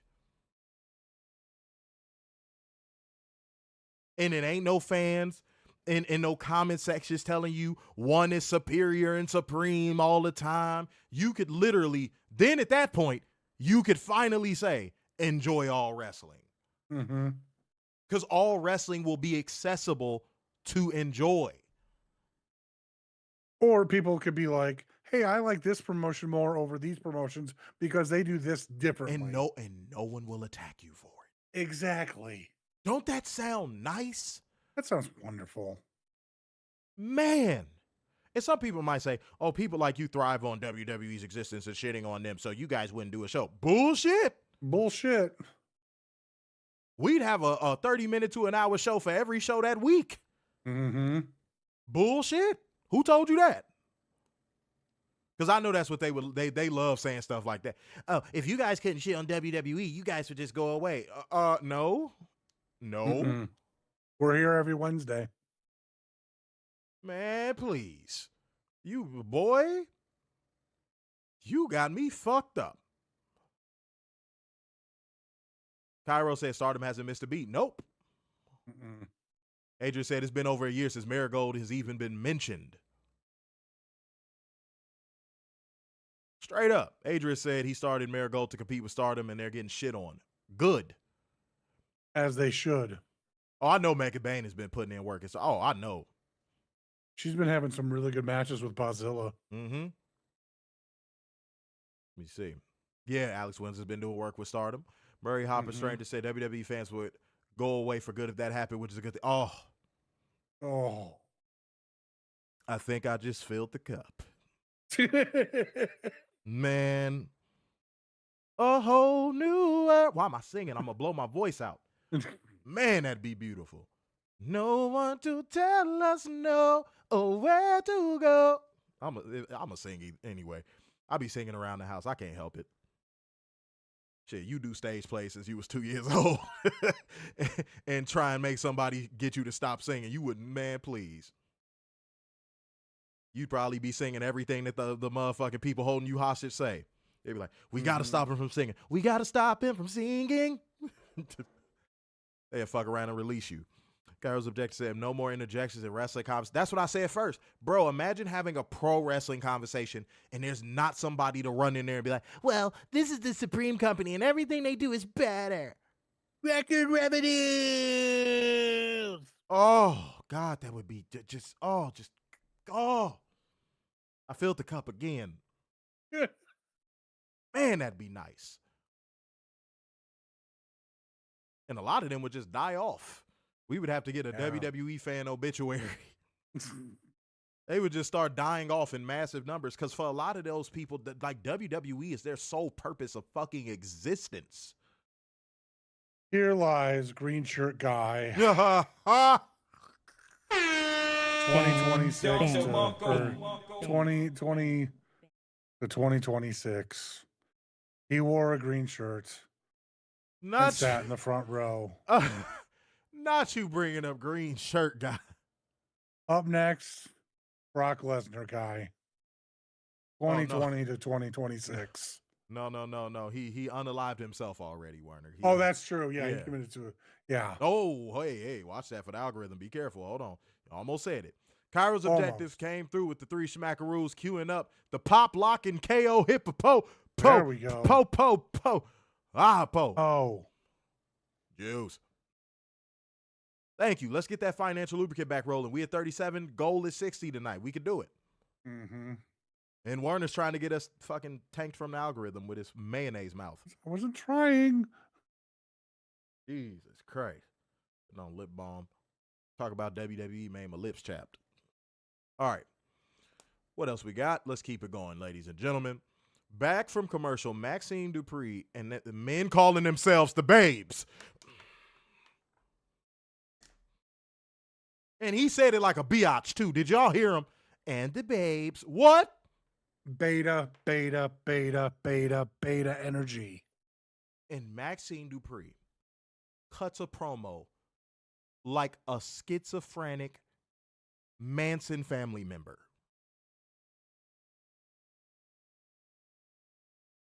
She's looking directly in the camera, and her last line is, I'm going to put Becky Lynch in an ankle lock and break her ankle. We don't believe you. You need more people. you need Cowboy Stadium worth of people. What are they doing? You can't even apply an ankle lock properly. So if you do break an ankle, it's going to be by fucking accident. Mm-hmm. But she's just probably going to lay down anyways and watch herself get pinned. Oh, that made me so mad. How does that happen? Like, if you're a producer, how do you book a match to that degree to where that even happens? Yeah. But these are the people they'll tell you they're the pros. They know what they're talking about. Mm-hmm. They know what they're doing. Industry standard right there. But a producer can't book a match where somebody doesn't fucking pin themselves. Mm-hmm. Sheesh. And then they get a rematch. They get a fucking rematch. And then you acknowledge how dumb it is by having Becky Lynch saying a fucking inset pro. You have her say, oh, you know, she got a rematch so fast. I didn't even get one that fast. It took me 2 months. They're acknowledging how dumb their creative is. Mm-hmm. I can't even give them credit for self-awareness. Yeah, throw tomatoes, man. Throw tomatoes. Man. Facebook one time. One time, Facebook. Yeah, because I ain't gonna lie. At this point in the stream on Facebook, if y'all make that stream drop out, y'all just cooked. We ain't starting that over. All right. Werner, take the next thing. Oh, boy.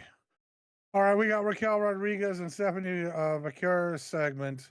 Michael Cole looks so awkward standing by the entranceway. He looks awkward as fuck. Like, why am I here? Why am I not behind?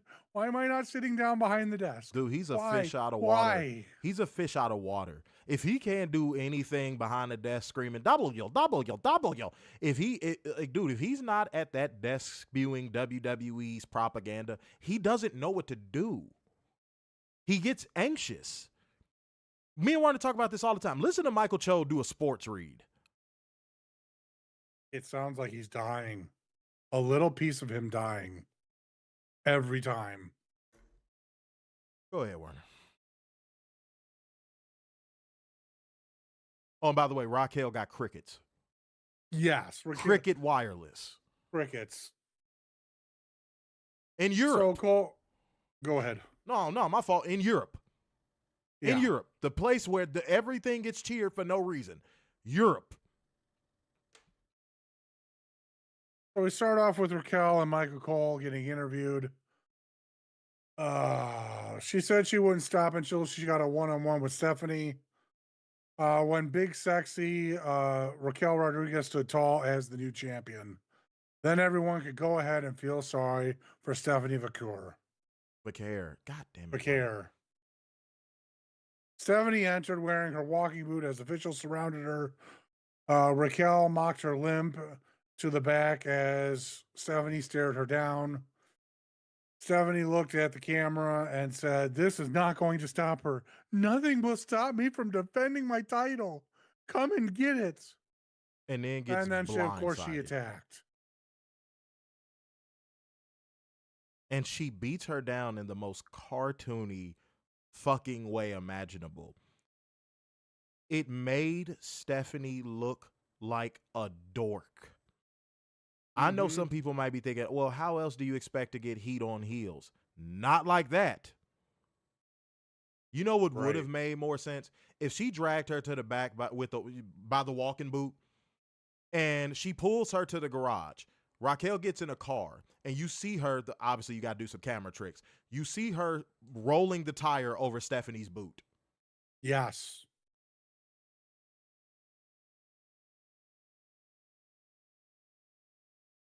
But you can had even do it in a mini, like one of those Mini Coopers. And the funny part is, I'm not saying anything that they didn't do, at least creatively, in the Attitude Era. Right.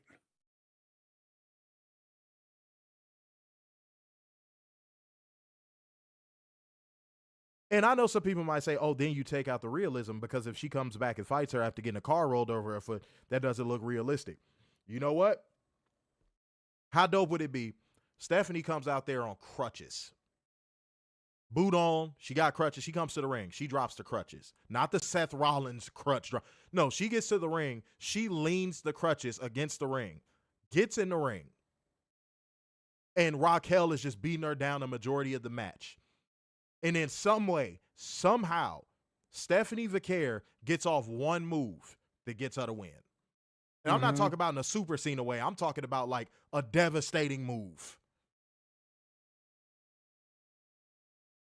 And she rolls out the ring. And the last shot you see of her before you go to dark on the pay-per-view or wherever you do the match is her just laying on the outside of the ring holding her belt. Mm-hmm. And she's saying, I survived. I survived. I survived. You want to know why that's good? That not only gets Stephanie Vaquer over as a fighting champion, but it also makes Raquel Rodriguez look strong. Because she's saying into the camera or away from the camera, looking away, I survived. Not, oh, I beat her. I survived. Mm-hmm. Then you take her off of TV for about a month and some change. Then you give her some vignettes. She comes back. Her next challenger goes in. Yep. Matter of fact, if you can't even wait a month and some change, 3 weeks. Take off TV 3 weeks. Then start setting up her next challenger. Wow. See how easy I make this look?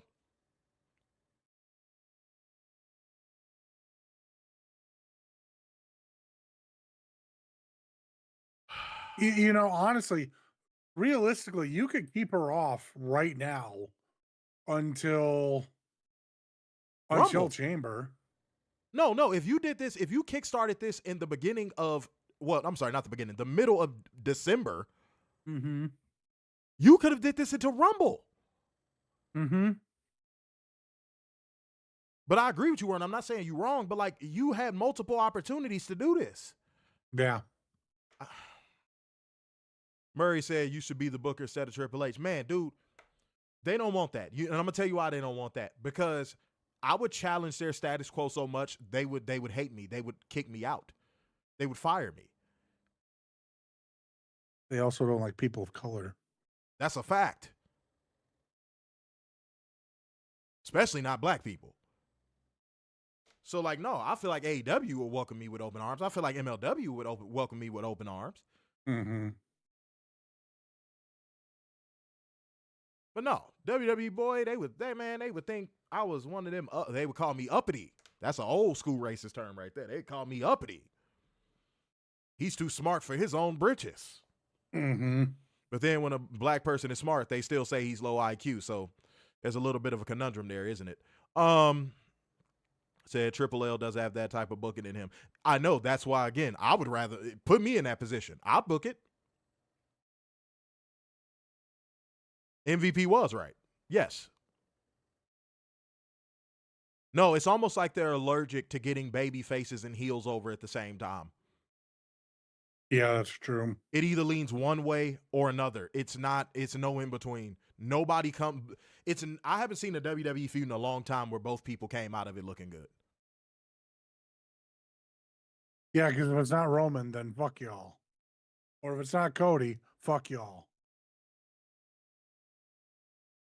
So there you have it. Let's keep going. We a little over 2 hours. Oh. Yeah. All righty. Up next, they showed clips of Drew McIntyre's appearance as WWE champion in Glasgow, Scotland, and they plugged his upcoming appearance for SmackDown. Up next, the Babes approached Jey Uso backstage. Oh, you skipped something. Warren, you skipped something. This is What did I quick. skip? This is quick. It happened during a commercial, but it's important to bring up. Y'all, back from commercial after the Stephanie Vaquer segment. It was that segment, but like you missed the segment earlier where Jey Uso came out there. Ladies and gentlemen, Jey Uso came out there. This was earlier. My bad, Warner. You were right. My fault. Jey Uso came out there. And without his brother, by the way, Jimmy's not there. And says, yeah, we taking on all comers, Oos. I ain't really come out here to say nothing. I ain't really had nothing to say. But, you know, Oos. 4 letters, 1 word. Oh.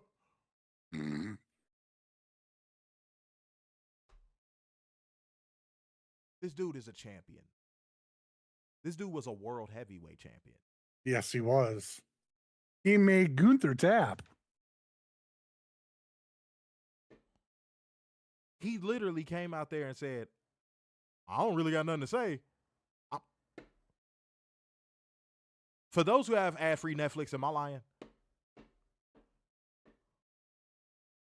He came out there and said, I don't really have nothing to say.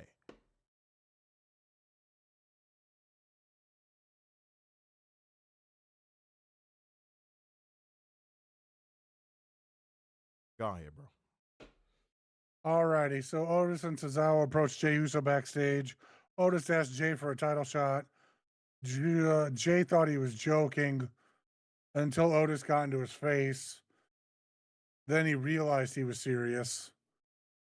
He said he would talk to Jimmy. However, he warned them that they wouldn't be standing in the ring with the best tag team in the game. Tozawa said yeet. Nope. Not going to give it the energy. Keep going. Bronson Reed and Austin Theory take on Penta and Dragon Lee. This match meant nothing because it ended in a disqualification because Bron Breakker decided to spear Dragon Lee. And to make matters worse, you're trying to build the Vision up as this dominant faction, and here they are having competitive matches with Dragon Lee and Penta thrown together tag team. Mm-hmm.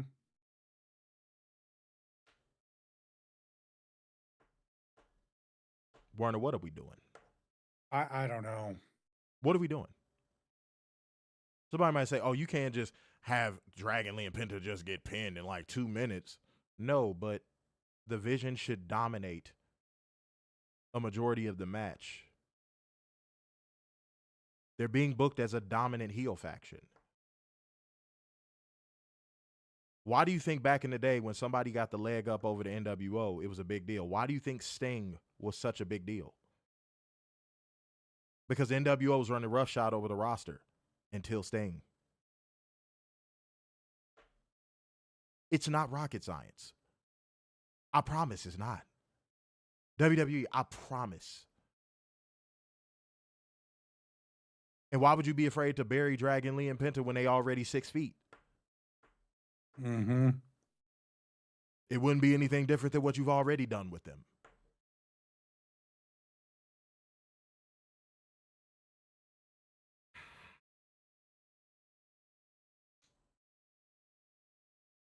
They can't even bury people properly. You got it, Werner. Keep going. I'm gonna make a long story short with this stuff.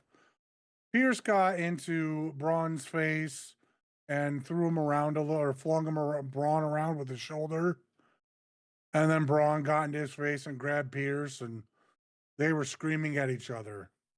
And we go to break. Back from break, Pierce suspended Braun indefinitely. And then Heyman reminds Pierce that he was the one that put his hands on Braun first. Ooh. Like that's going to mean something. What, is Triple H going to be the authority figure from now until WrestleMania as a suspension? Do we really want to see that in 2026? If Triple H becomes an on-screen character again, I'm skipping every segment he's in. Ugh. I don't care if it's one of the biggest segments on the road to WrestleMania. I will not talk about it. That's my word.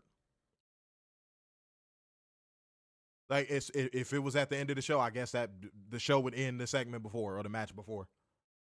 I'm not doing it. No. Go ahead. Alrighty, then we get an Obafemi vignette and a plug for NXT.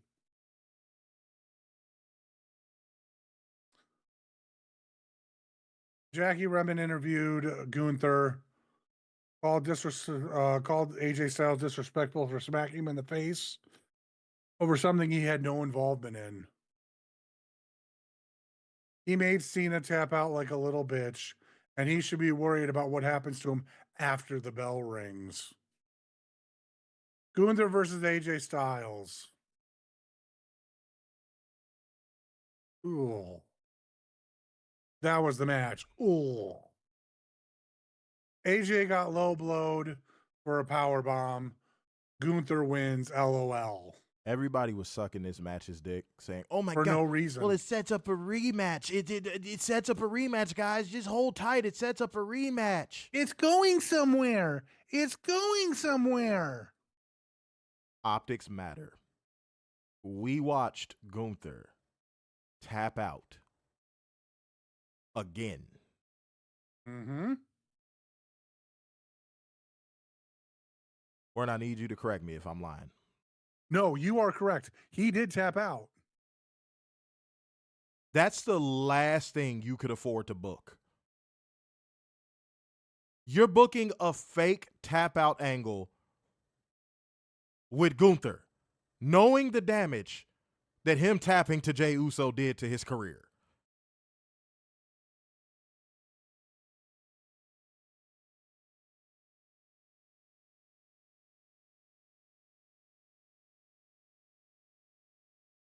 What are they? What?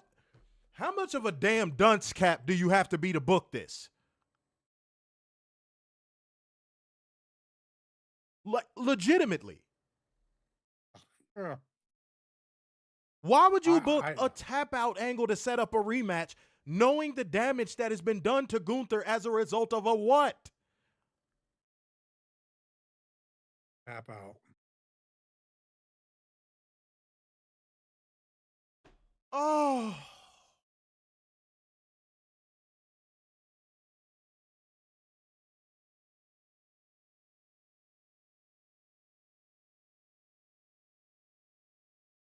When I swear they was losing the WWE fans were losing their jizz over this match.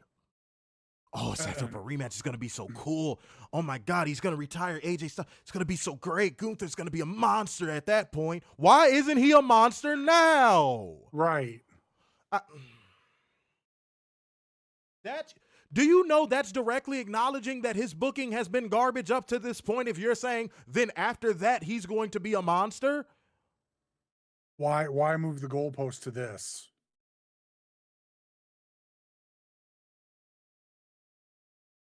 What happens if he beats AJ Styles? And then, oh well, if it's the next, then it's Randy Orton. Once he beats Randy Orton, then he's a monster. And then if he beats this person, it's like you got to stop moving the goalposts on this bullshit. You really do. I know you guys are the kings of it, but stop moving the fucking goalposts. That doesn't make sense. You had him tap on camera. Mm-hmm. Now you might as well put some tap shoes on him when he come out, because now he's known as the tap guy. You just gave the optics that Gunther taps out all the time. When the going gets tough, Gunther gets tapping. Mm-hmm.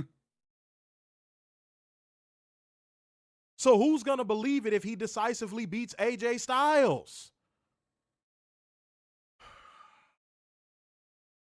Adrian with the 5 Schmackaroos, appreciate you, man.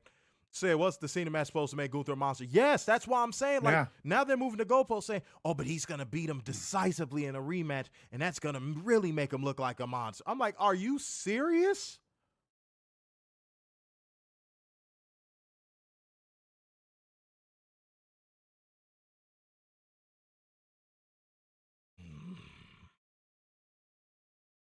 Justin B, appreciate you liking the stream, man. That Ken Goeco Mundo, that's why I labeled the Twitter post the way I labeled it.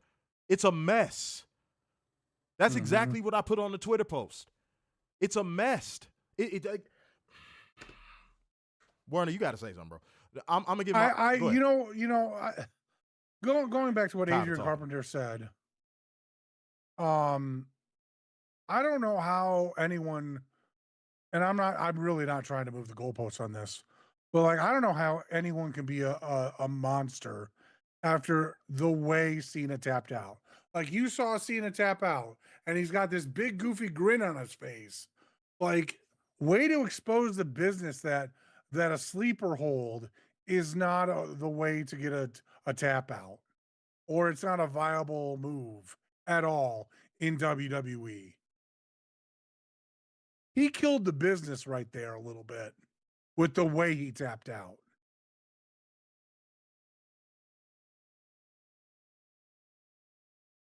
But now but again, going back to it, WWE fans love to move goalposts. So here's the next goalpost move. And then after this gets done and they don't like the way it happens, well, we got to move the goalpost again.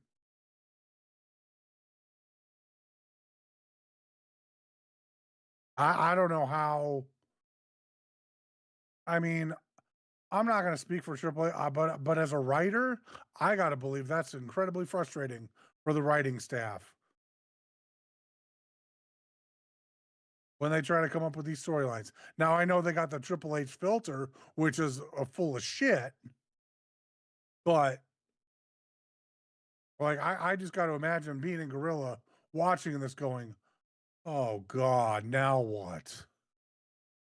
And seeing the real time with Twitter.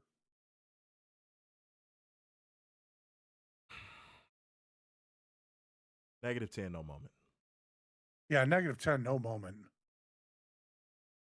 If they keep putting on shows like this, it's going to be my clit F for every WWE show. Fuck the WWE. Yeah, fuck them. Lord.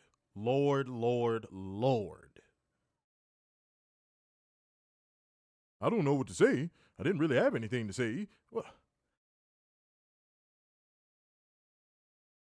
and did y'all see, I meant to bring this up. Did y'all see how WWE tried to clean up the whole Javon Evans stuff by having him on the show like 3 damn times? Right. We don't believe you. Guys need help. Hold on. You interrupted the fucking line. Be quiet. We don't believe you. You need more people. Now go. Oh, I'll help you guys. I'll help Penta and Dragon Lee. I'll help you. If you guys need help, just let me know. And they got him backstage in every segment as everybody's buddy. Mm-hmm. Skinning and grinning. I'm the new happy to be there guy. Thank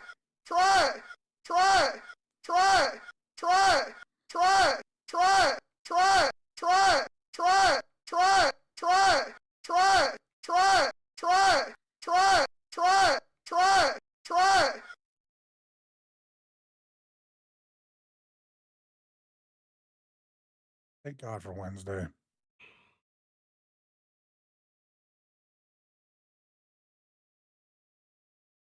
Let's get a super chat on the way out, y'all. 42. We almost got to the goal of 60. I think we still could.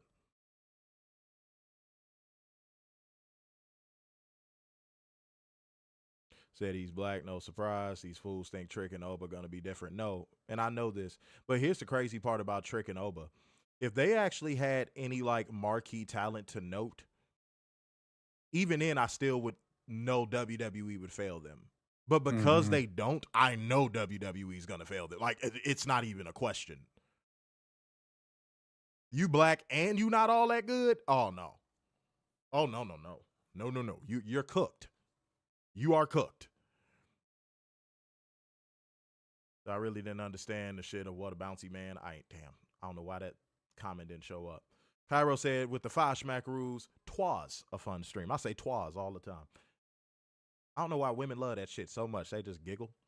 My girl's like, did you just say twas? I was like, yep. She was like, that's funny. I was like, I know. It Stupid. needs to be said more. I mean, you only really hear it during Christmas time. Twas my pie stolen. That's what Werner said last night. He had a pie burglary that he can never forget.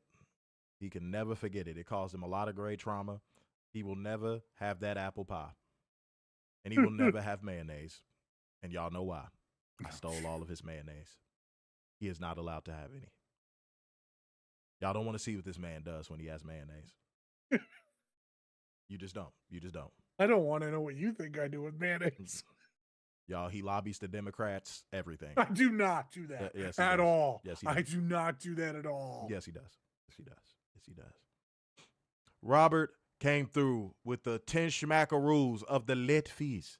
Said, lay fees will watch on playback. We believe you. You don't need more people. Mm-hmm. Whoa. Robert, I forgot Rusev was there. Oh, that's right.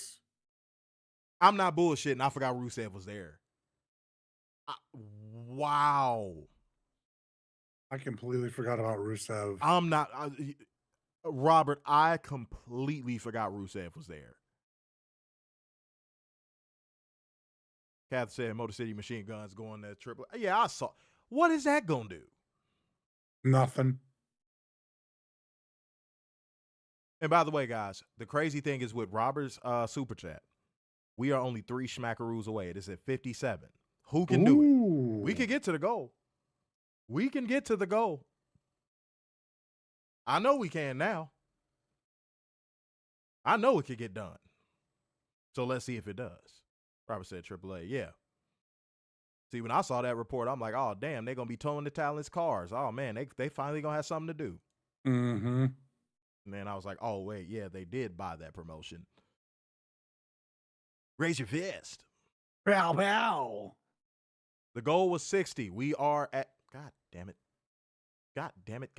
Oh, shit. I'm not mad at y'all donating. I was trying to get to the screen and it wasn't working. They started coming in when the screen froze up.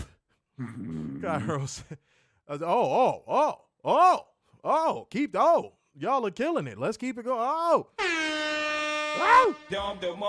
Bang, bang. Oh, my bang, God. Bang, bang. Robert, if you want to put a little something extra on it, please be my guest. You know what? We at 70 right now, 70 even. Now I'm not going to keep moving it up. I'm done after this. I think we could close out. Robert, close it out at 90. Yeah. Robert, close it out at 90. Let's do it. Let's do it like that. Close it out at 90. We at 70 right now. Cairo came through with 5 schmackaroos, said to the goal. We should dig a moat. Yes, Catherine coming through with the mayonnaise fund. Yes, absolutely. But the problem is I'm going to steal it and he's not going to have any. I really don't have any mayo in my house. I'm in the mayonnaise regulation department, and he is not allowed to have any. He turns into a mogwai, and everything just goes extremely bad. Extremely bad. Can't even have the light mayonnaise.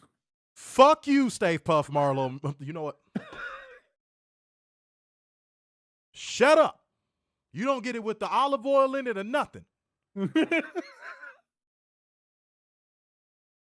Adrian that came through a 5 smack. And Robert, oh shit. Bang, bang, bang, bang. Whoa. Came through with the 20 Schmidt-X. Schmrs, if you shall. Getting us to the 90. He said, I got you. I'm going to close out the game. I'm Jordan in the fourth quarter in Utah. Udder. I like saying udder better. Udder. It looked like udder. I want to call it udder. Everybody put udder in the comment section.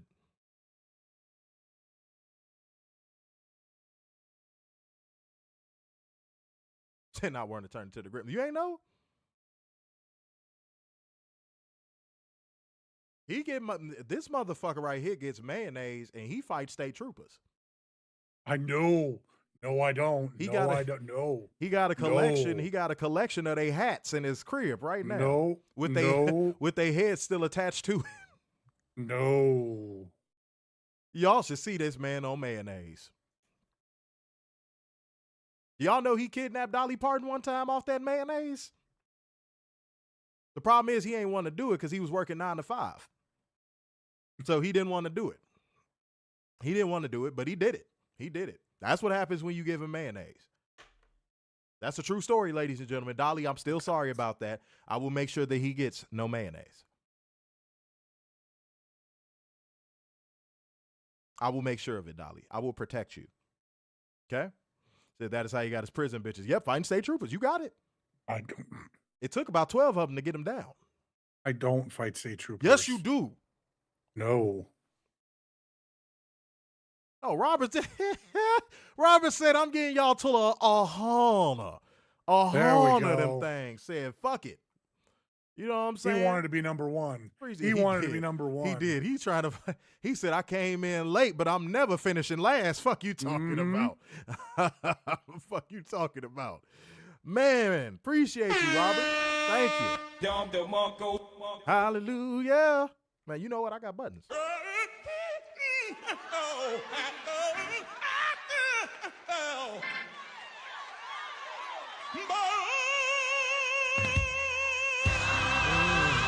You know what, Cairo? I'm going to tell you. I'm looking at the rankings right now. Hold on. You got a chance. Yeah. We was going to close out on Church just because of all of this good holy energy. Holy. We was going to close out on Church. We ain't done that in a minute. No. But I ain't going to lie. I'm looking at it. You not as far off as you think you are. No, I think maybe 10 could do it. I'm being real. I'm not even saying that just to get more money out you. You could do it. Yeah, $10 could probably put you back at number one. You at 1650 XP. Robert is at 2075. I think that get it done. Mm-hmm.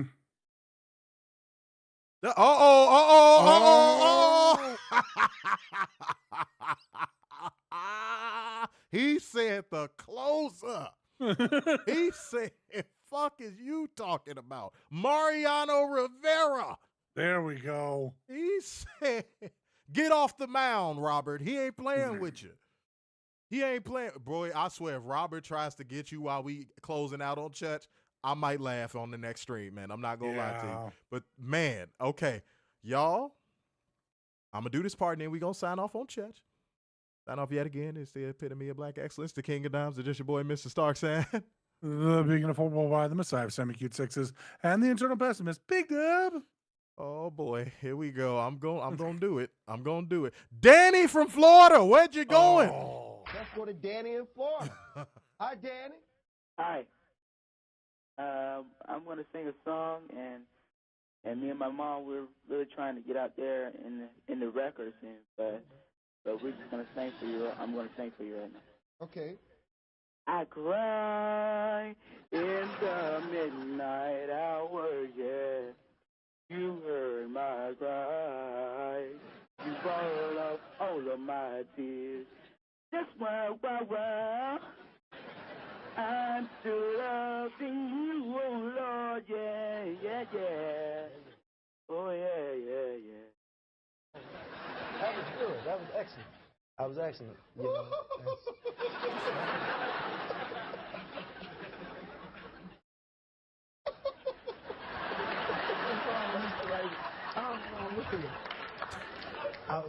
I certainly did enjoy that. And he's crying. He's caught up in the spirit. He's getting the Holy Ghost over here. We want to. He has the spirit. He's still loving you. We want to get his address, and we want to give you a T-shirt here. Send him a T-shirt right here. Right. More consciousness. Enjoy that, Danny, Florida. Oh, I know be the same. Oh, it broke me up. Oh, thank you. We'll be right back.